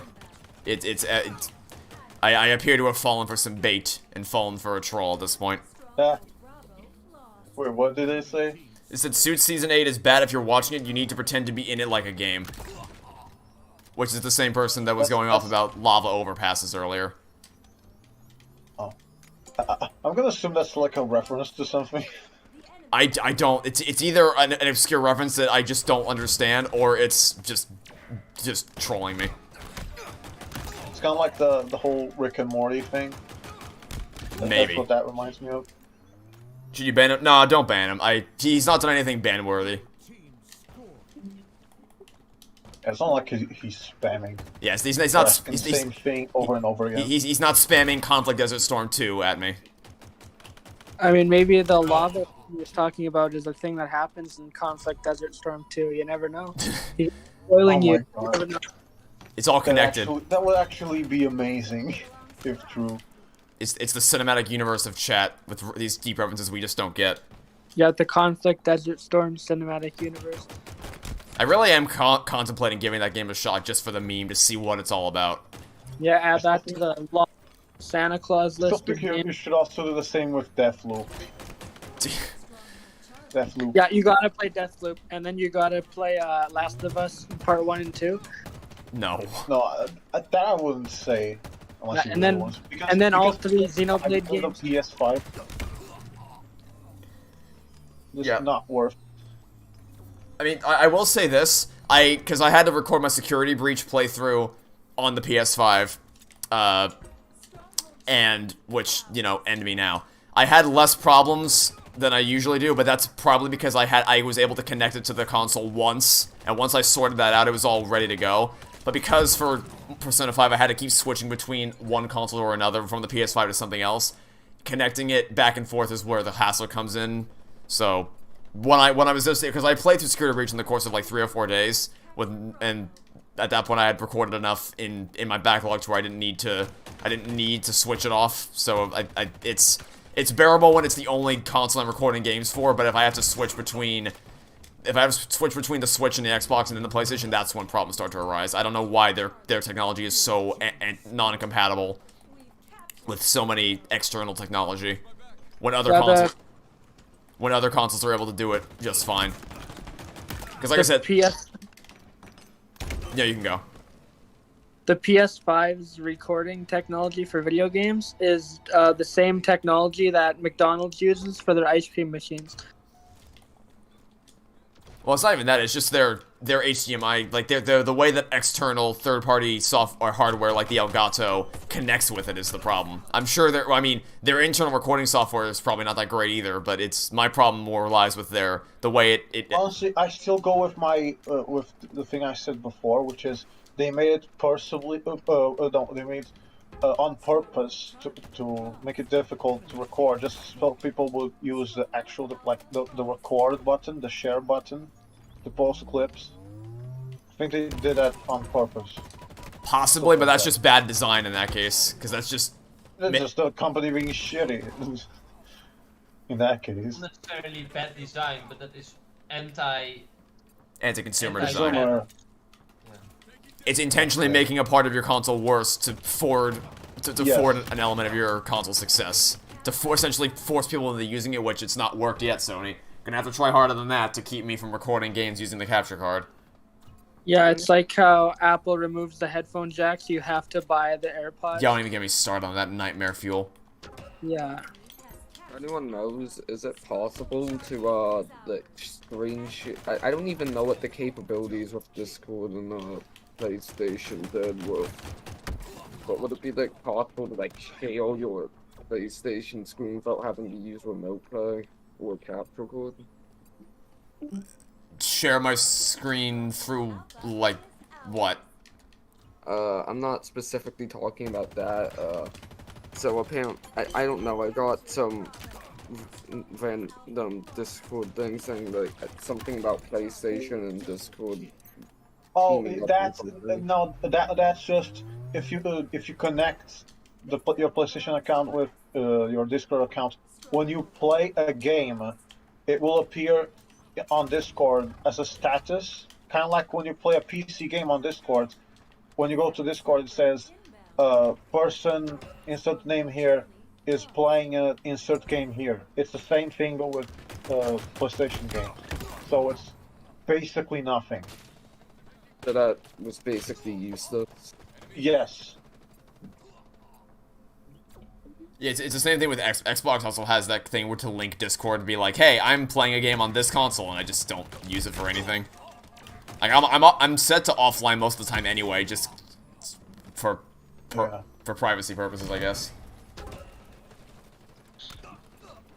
I think I figured out how to record on PS5 properly. What you gotta do is you actually gotta use the thing that the guy was talking to you about, the lava or whatever.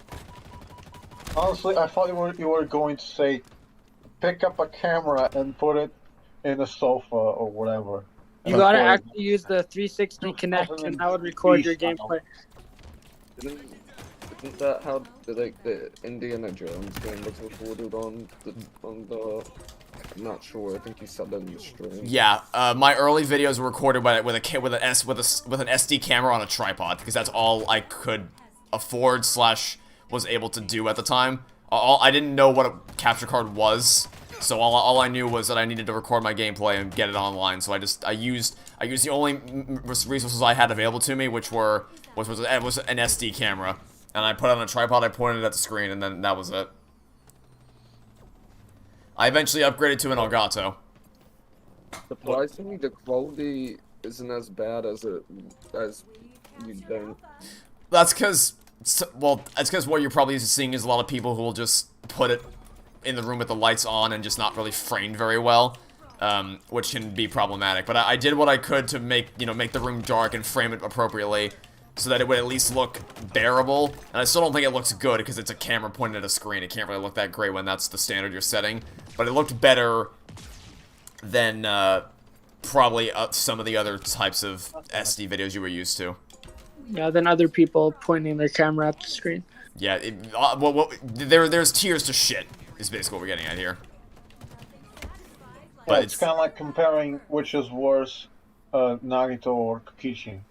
Right, yeah, we're comparing shit to shit, but yeah, there's degrees, there's layers of shit. Garbage, bullshit, false rubbish. Which one? Stronghold Bravo lost.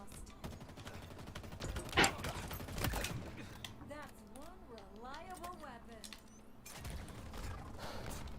Yeah, I recorded them that way a long time ago. I don't ever plan to do it again. You only record screen with a tripod for 3DS and DS. It's a whole other deal to set up a 3DS capture card and DS cap. That's a whole other ballpark. I didn't even try to touch that for years of trying to set up a 3D. Well, I mean, I didn't have a DS or 3DS, but I didn't even consider it for years because of how cumbersome it is to set that up. That's on a whole other level compared to what it takes to just set up a capture card for a console. Are you even able to get a 3DS capture card anymore? I don't think you can anymore, honestly. The guy who made them went out of business. Yeah, I think the name was Katsukitty. And when they were in business, they were shit, just so you know. They were not very reliable as a company. And the quality of their products was questionable at best. So I wouldn't place much faith in them whatsoever. I don't blame any Let's Player that just emulates the games on 3DS and DS. When Nintendo goes out of the way to make it as hard as possible for people to be able to play their games, it's... Yeah. It's at least not surprising that they do.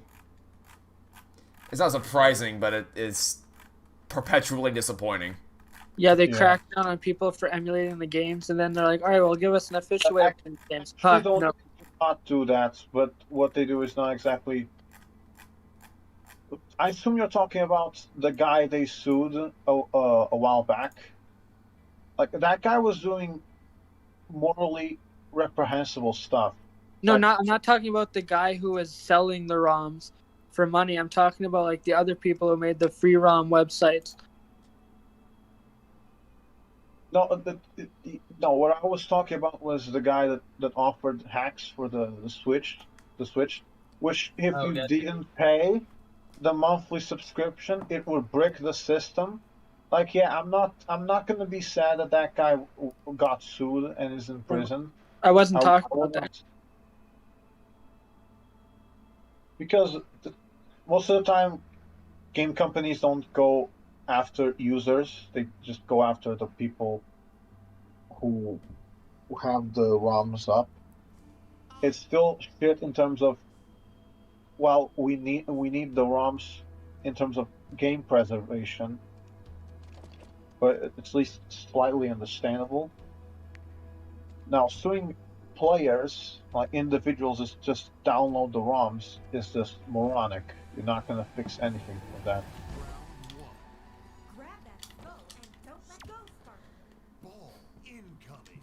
The meme with Man Ray and Patrick except it's Nintendo.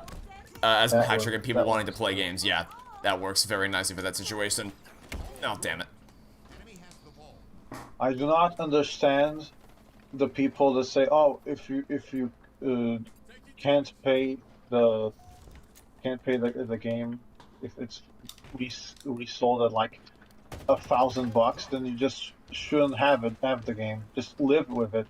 You don't need the game to live." Yeah, like good luck buying Earthbound on the Super Nintendo. I'd also like to point out that were it not for emulators, there's no way in hell Earthbound would have become the mad success that it was. That's also It's the same deal with anime piracy. If we did not have piracy, we will never have the streaming services that we have today. Like, I believe one of them, Crunchyroll, even started off as a piracy site, which is hilarious due to their stance on piracy. Yes, Speaking of that, remember when Toei Animations struck like a couple hundred videos off of some guy's channel, which were all for you? So, of course, I'm just a guy in the middle of nowhere in Portugal, but someone needs to do something about Japan not having fair use laws, because it's gonna ruin everything. Yeah. Like, I remember seeing something on Twitter that of like companies thinking of a plan that they would just kill every single YouTuber that ever posted something related to anime with no consequence to them, and even in sometimes profits. Like, if you don't pay this much, then we'll sue you for like 5 times that amount or something. And it's very scary, and I hope it doesn't happen. Japan really needs fair use law, because like you can't even stream, for example, cannot stream past chapter 1 of any Danganronpa game in Japan.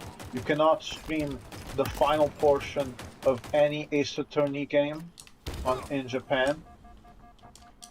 Like it doesn't even make sense. You can stream for most of, let's say, case 3-5, but you cannot stream the ending of case 1-1. Which is like absurd. The lobby portion. Yeah. Doesn't make any sense. I literally know one Japanese company that has a literal policy that says you can use all our music free of use. Just say that we made it, and that's okay.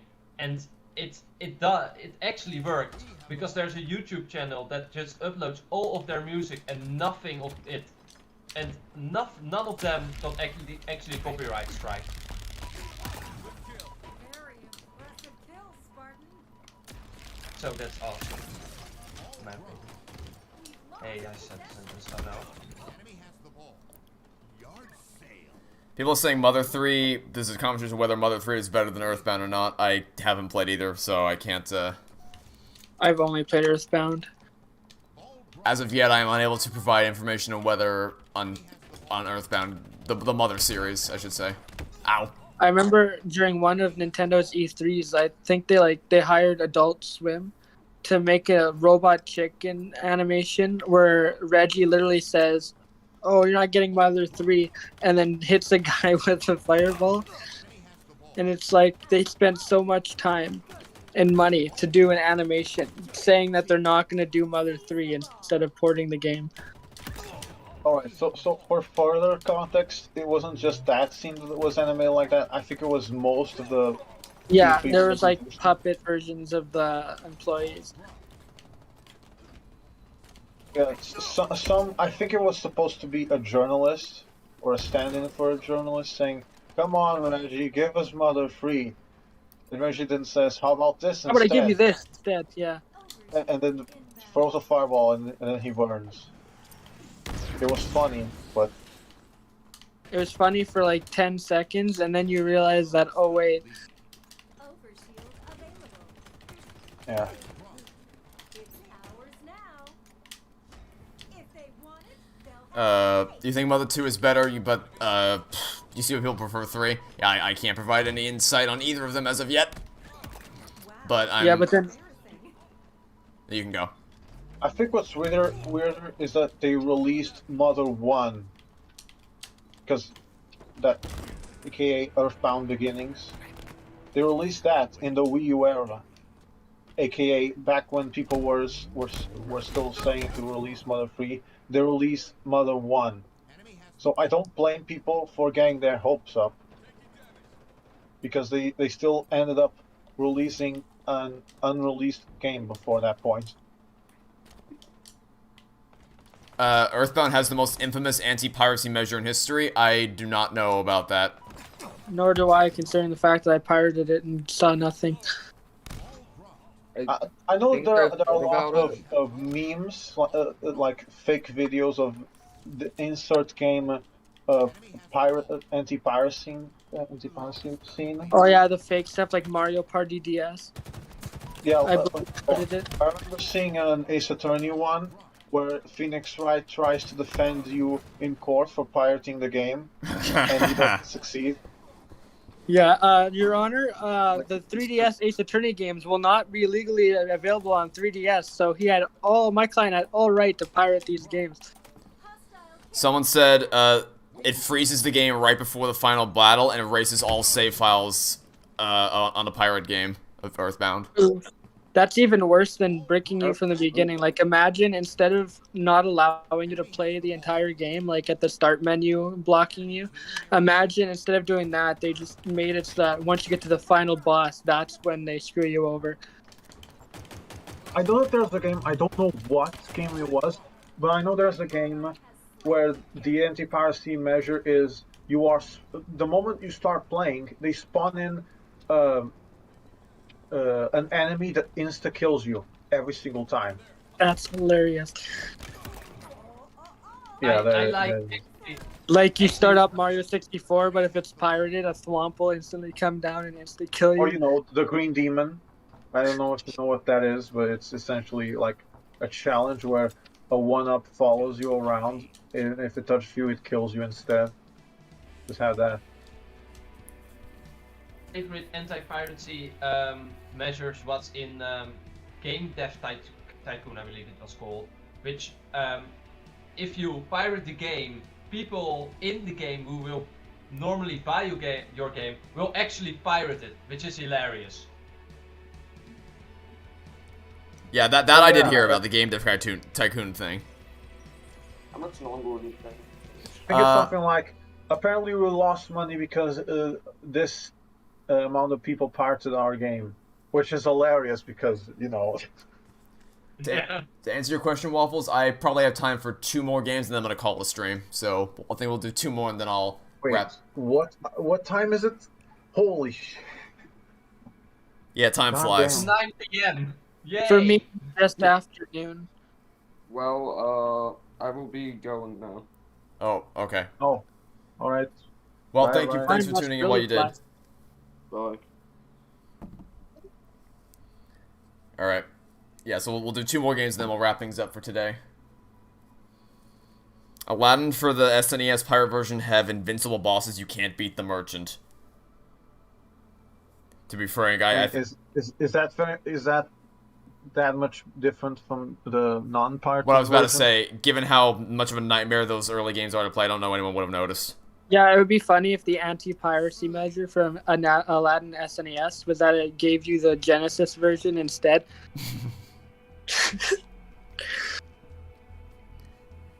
There's this obscure game with a terrifying anti-piracy measure. Basically, when you get halfway through the game just crashes and a demonic robotic voice calls you a pirate. What? So it just crashes. It's like, poof, you're a pirate. Okay. I mean, I think that might. I mean, if you have no idea, that I can see that spooking you.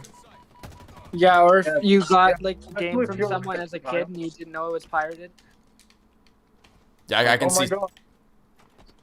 someone totally being spooked by that. Jail. I'm going to jail now. That's like some creepypasta stuff right there. It really is. That is ripe for creepypasta material. Yeah, I got a game from this old guy who was selling games on the street corner, and he was like, "Play this game," and I got halfway through, and then this demon told me that I was a pirate. And then the Pirates of the Caribbean came by. Insert typical, stereotypical creepypasta background music and sound effects. Yeah, and then Sonic.exe goes up. Just put the violin, the horror movie violin. Plays that one sound effect that you hear all the time. Yeah, or the doom sound effect that you heard in the 3 a.m. challenges. The thud. Incredibles 2 at some point.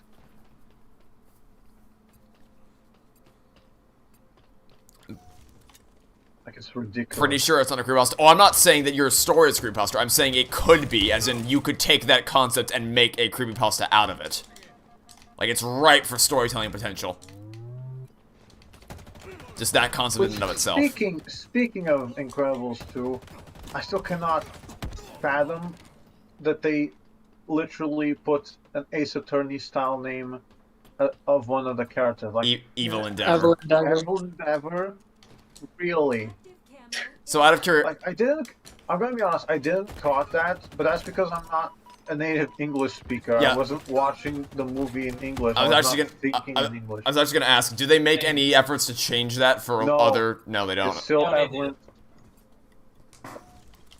It's still Evil Endeavor. That's actually something else I've always been curious about that I know the answer now because I looked this up. But I was always curious when I was a kid and watched Toy Story 3 how they handled Spanish buzz in Spanish-speaking countries, because I didn't know, like, how that joke would work. What I assume, I think I saw a YouTube video about that. I think the joke is that he's now just acting stereotypically Spanish, and the characters still find it weird. But I don't know what they did in terms of Ham not being able to read that part of the manual. So There are some times though when Pixar translates jokes like in Inside Out, the broccoli pizza, and other cultures or in other places, they have different foods on top of the pizza. I didn't know about that. I did know the Monsters Inc. thing, though I don't remember what it was. In Monsters University, they, instead of the cupcakes saying be my friend, it changes to like, or sorry, be my pal, it changes, when the cupcakes fall on his head, the cupcakes that spell out be my pal change to just lame, like the letters L-A-M-E land on his face. And then in other versions it just changes to smiley faces that get flipped upside down when they land on his face. I think it was the same thing for the original Monsters Inc. In terms of cupcakes. It's that one monster with, I think, 6 tentacle arms that has something. It has these cupcakes, and they do the same thing. They switch the letters for smiley faces. I do remember that, but I do not remember the Monsters University one. That one's new. There's a lot of people that don't really remember most about Monsters University, to be fair. It's a very passable, forgettable thing. I remember the end of the movie. Yeah. That's probably because it's the only interesting part of the movie. But as for the Spanish buzz thing, I think from what I read about this, it's that they use a different dialect for Spanish, and that he... Yes, that's what I meant in terms of Buzz acting. They just think Buzz is acting stereotypically. I was talking about that dialect. Yeah. And they change it for that. I couldn't be sure because, it's Portuguese here. And the only reason I know that is because I looked it up out of curiosity. But in looking it up, I also found that interview with Lee Unkrich where he says that Bo Peep was lost during a yard sale. It's like, well, that sure isn't true anymore. Yeah, was that actually in the movie? Because I know they say that they lost her, but it wasn't in the. If it was I in the, assuming it was a yard sale, but I'm not sure if that's actually in the movie. If it was in the movie, I definitely would have included it in the series. It's not. It was in like an art book that Leon Critch interviews, which technically isn't canon because it's not like if it doesn't happen in the movie, then it doesn't happen officially. But it is very interesting that the director had an explanation for why Bo Peep was lost, and then they didn't pay any attention to it at all for the sequel. It's further emblematic of their lack of care to keep things consistent with what had been established previously in other means and other forms of information. That's weird because I distinctively remember thinking she was sold in a yard sale. Maybe it's just because of Toy Story 2, like introducing that. Yeah, we sell the toys. Yeah, it's possible that could be what you thought of. The line from Woody is that he says, "No one's getting thrown out. We're all still here." I mean, yeah, we've lost friends along the way. Wheezy and Etch, and then Rex says Bo Peep, and then that's what he says. The only thing that Woody says about that is that they're all good toys you've gone on to know. Oh, no, I know what it is. Okay. What he says, even Bo, all good toys you've gone on to new owners, but through every yard sale, every spring cleaning, Andy held on to us. Yeah, that's what you were thinking of. So it can be implied that is through a potential mean through which she was lost, but it technically doesn't officially confirm it, so there's wiggle room there. But the fact that Leon Critch explicitly says this is a yard sale, it's like, oh, well, there you go. Lee Unkrich is better than Josh Cooley. Well, that's not even a fair comparison. Lee Unkrich is a god-tier director. That's like saying like that a human is better than an ant. Like, wow. Because Lee Unkrich knocked it out of the ballpark with Toy Story 3, and then did it again with Coco. And that's not even mentioning the fact that he was a co-director on a lot of Pixar's early films, like Monsters, Inc. and Finding Nemo. He was co-directors there. He edited the first movie, and the second movie, and a lot of Pixar's early stuff.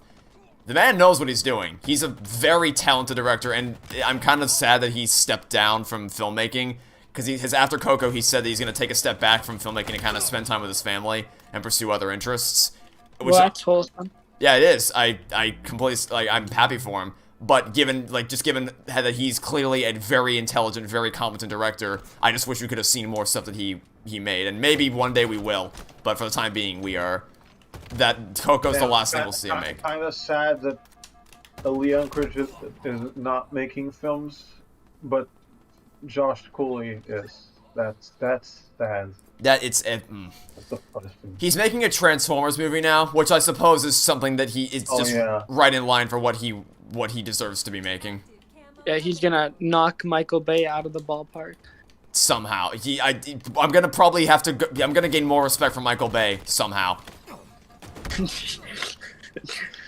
Don't ask me how I'm gonna gain respect for Michael Bay. Yeah, we're gonna throw Josh Cooley into one of the explosions.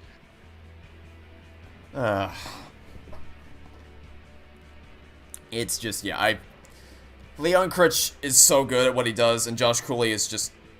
Well, actually, that's the thing, Josh Cooley's not bad at what he does.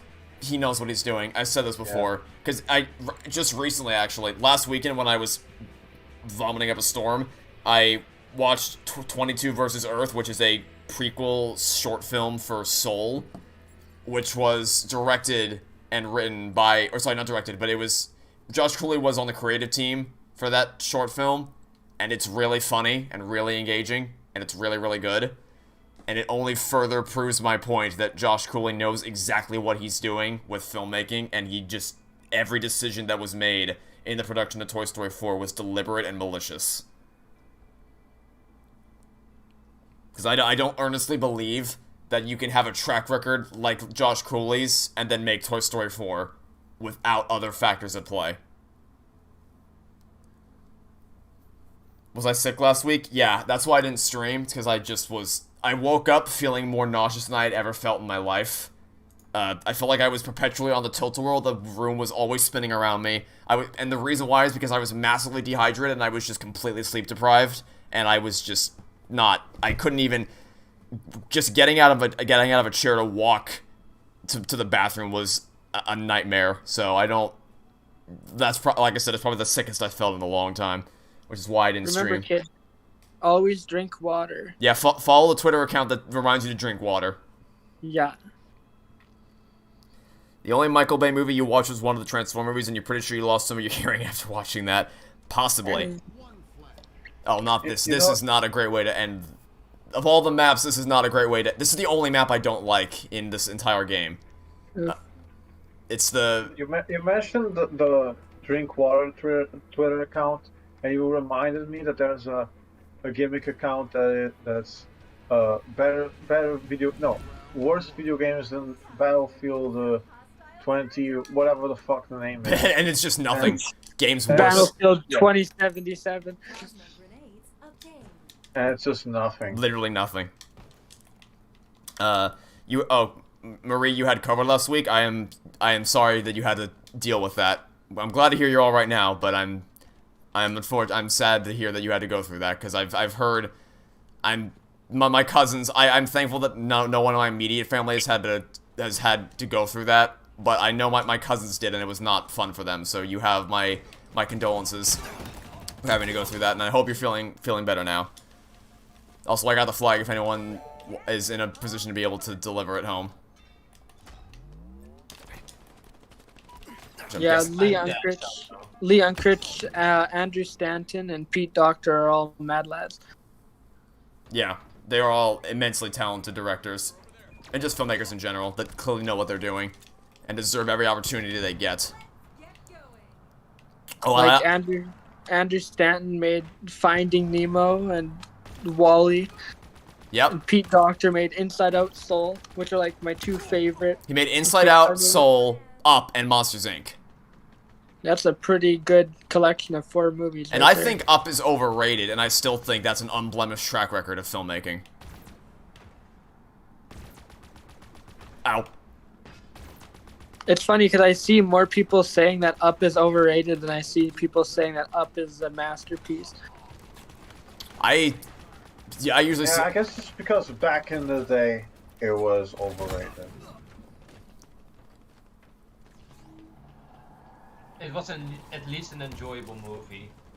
I mean, I still liked it from beginning to end. there's nothing Hey, wrong with it. It's just a massive drop in quality. Yeah, it peaks in the first 10 minutes, and then the rest of the movie can't live up to it. Doesn't mean the rest of the movie isn't good though. The rest of the movie Yeah, is still. that's what we're saying. That's what we're saying. Yeah. It's still good. It does. I think I say this in the Q&A video. It doesn't become bad; it just becomes average. Yeah, compare the middle of Up though to other kids movies that there are, and it's much better.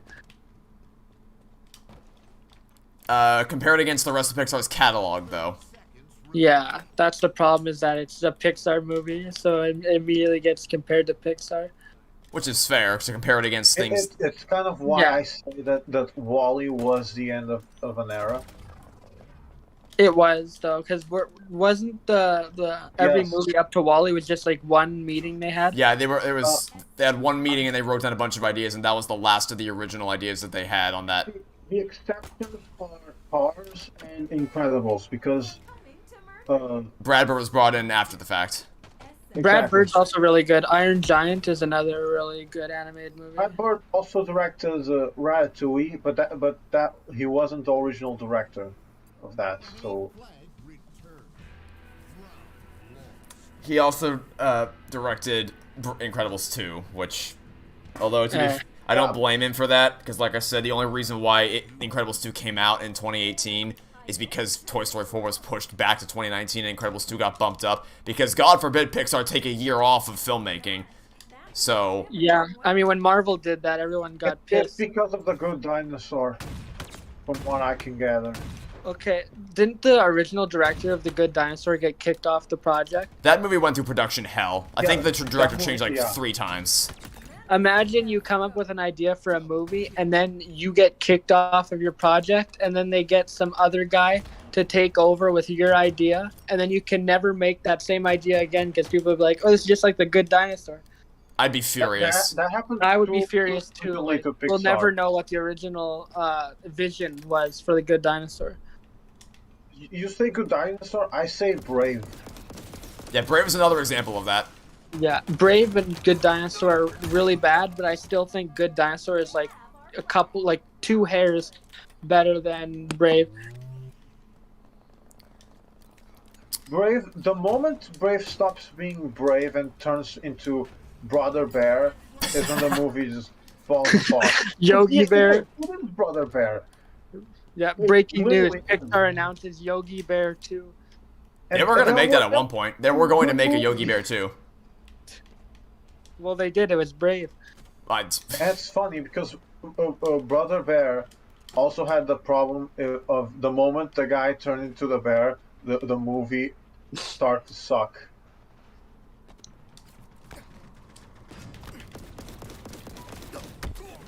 So, possibly there's a track record with this. The same thing happened to Brave. Yeah, we're talking about now. The Brave and Good Dinosaur were both faced with creative troubles. What are my thoughts on Brother Bear? I've never seen it, so I can't comment on it. You're gonna add that to the list No. of really bad movies that you gotta watch No. with Home Alone 5 on there. I'm not watching Home Alone 5. That's not Home happening. Alone 5 is just the ghost house. Yeah, there's a reason I'm not watching that movie. Come on, don't you want to see the No. possessed No, I painting? don't. And the kid has to. I absolutely do not want to see that. And the kid gets art thieves. There's I've just denounced anything that happened after Home Alone 2 from the candidacy of the Home Alone universe, especially the Home Sweet Home. You know something? I forgot Home Sweet Home Alone even existed until just a moment ago. So did I. It was lit. That is how pathetically awful it was. I legit forgot it was even a film that existed. Yeah, it's like when you play that the movie, immediately like an hour and a half just gets sucked away from your life, and then you wake up like, what just happened? Unfortunate that the sniper didn't spawn in until the game ended. But it's fine. Yeah, the Home Sweet Home. I honestly was considering making a video on it, but I just did not have the time to do it. If I ended up making a Home Sweet Home Alone video, it probably would have drained me because I barely had enough time to get the Free Guy video out over the holiday season. I did not want to do. I didn't want to push myself even further by making a Home Sweet Home Alone video. So I know it's a radical change of subject, but remember in the Josh Cooley God video, remember the parts where it's revealed that it's Woody and it zooms out? That part corrupted my project for almost 2 days. I am because So that was also in development hell. Yeah, it was in. Yeah, that's a great segue. Yeah, that's a great segue. Because I had to restart it to 2 different times from scratch. So you're right, it did go through development hell. A great segue. Home Sweet Home Alone is shit. You know what else was shit? When this happened to my project. Amazing segue. Yeah, amazing segue. So it was because I had to slow down specific parts of the video and then put the 2 PNGs of the faces and track them to their places, and the software, my PC just couldn't handle it, so it almost all of my work was almost gone because it was one of the last things I edited. So it's like Toy Story 2, basically. Honestly, no, because from what I remember reading, once they got that back, they still ended up scrapping that version of the movie anyway. So, not much was accomplished. I'm not sure if that's... I don't know the specifics of that. I was under the impression that the version of the movie that came out was the version that was almost lost.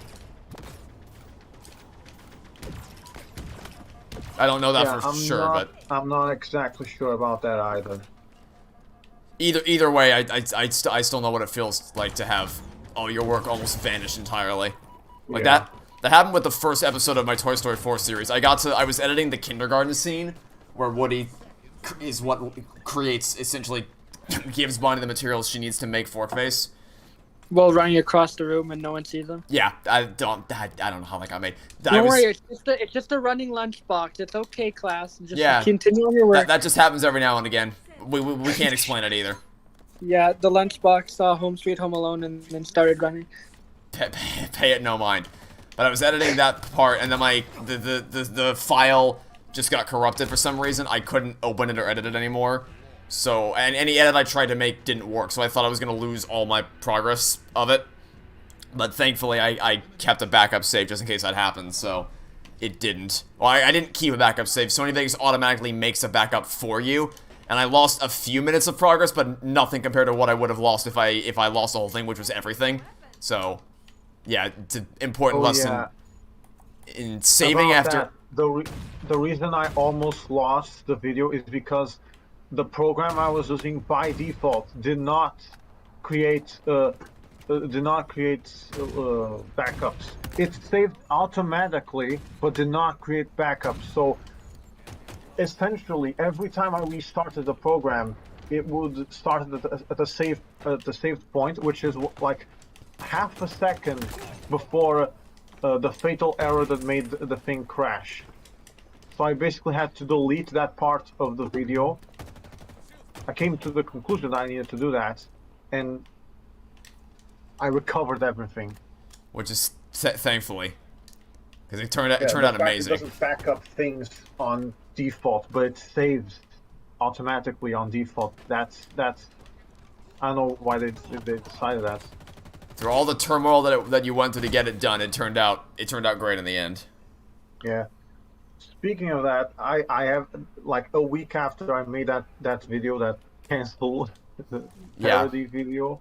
The reason why I did that is because I was kind of afraid that, you know, the problem, you release something that's great, and then you're like, okay, what do I do next? What I do next will obviously be disappointing by comparison. So I decided, okay, I will skip this part by essentially making something looking awfully bad on purpose for the meme, and that's why I did that.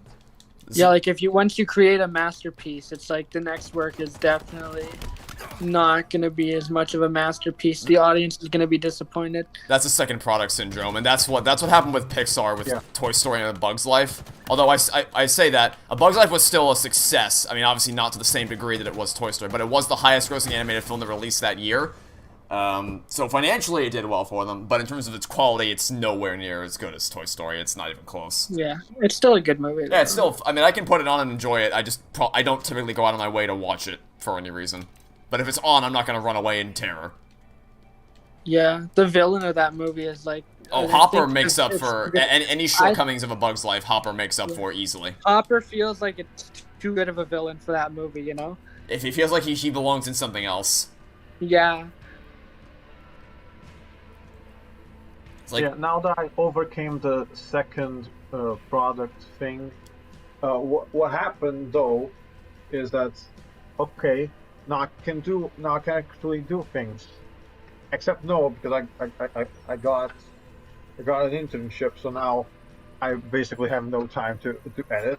I'm still doing it, just incredibly slowly. I have like 2 to 4 projects in the works, and they're both kind of short and kind of not. Like, obviously there's the P5 Strikers loading screen thing, but there's also the V3 Chapter 1, and, well, let's just say that my profile picture is related to one of the things I'm working on. Oh dear. Well. So, yeah. So you remember in episode 1 where of the Strikers, where Zenkichi laughs? And he says "bah"? Yes. Bah! You mean when he does this? Yes. Oh, I'm not watching the stream, but I still really quick. Yeah, you can deduce I what don't I've have just the done. stream open right now, but yeah, I know exactly what you did. So yeah, that's what I'm doing. Well, we'll be interested to see how that turns out. But as for me, that's going to be where I wrap things up today. Is that like 3.5 hours, I think? Oh, almost That 4 was hours. not 3. 4. There's no way that was almost 4 hours. I refuse to believe that. You're right, it's probably more than that because it of was the more than What? 4 hours. because of the technical difficulties at the start of the stream. Oh yeah, I It's forgot about 9:20 those technical PM, and we difficulties. began at 5 PM. This is long. Alright, so I'm going to wrap things up here, but this was a blast. I am... Yeah, it was amazing. Thank you to all of you that came out to watch the stream, and especially to all of you who joined to play with me. This was phenomenal. Neil, When it worked. Neil, sorry you had a bit of a rough experience at the beginning of the stream, but I'm thankful you came out today anyway. If you can even still hear me, which I don't know if you can, but if you can, then know that your presence... He's on the moon right now. He can't hear you. Neil Armstrong is out there exploring. I mean, his rank is Space Ranger, so make of that what you will. Oh, coincidence? I think not. Well, Forget 45s is also Space Ranger. That's just the the I rank. think that's like a mod role. Yeah, that's just a mod role. Yeah. To keep in tune with the whole sheriff magic thing. Well, maybe she's also on the moon right now. Well, the thing is, her yearbook quote, like her senior quote in high school was "Shoot for the moon. Even if you miss, you'll land among the stars." So there's that, I guess. Wow, all these are not coincidences. All right, Trevor Magic, you're the ace detective. You know when it's not a coincidence and there's something deeper going on. And right now, I can smell a case. All right then. Yeah, I'm gonna leave things here. Again, thanks everyone for tuning in. Thanks all for who joined the stream to play with me. Still no hints about tomorrow's Let's Play. I mean, you're bound to figure out what it is eventually because you'll see it when it comes out tomorrow. But I'm guessing there's not a chance on this planet that anyone's gonna be able to guess it. Breath of the Wild. But I will say that I may or may not have given a subtle hint at some point in the stream. Well, that's really good. It could be a Home Alone game for all we know. Are there even Home Alone games? There are. Yes, Angry Video Game Nerd. He made one. The Angry Video Game Nerd. I'm not sure if you heard of him. You probably have though. He made a video about the Home Alone games, and he actually got Macaulay Culkin on the video. Oh, that's awesome. Like throw a paint can at the game, and it's a really good video. All right. Well, I'm gonna leave things there, and I'm also gonna dip out of the stream channel, the Discord channel at the same time. And I will also want to say thank you to everyone for helping the Discord server launch be as successful as it was. The fact that we already have as many members that are actively using it as we are is mind-blowing to me. So thanks everyone to helping out with that. I'm gonna get myself some food and get back to work with making videos for the future. So thanks all for tuning in. Thanks for playing along with me, and I'll see you all soon for whatever you want to watch next. Have a good day, everybody. Goodbye.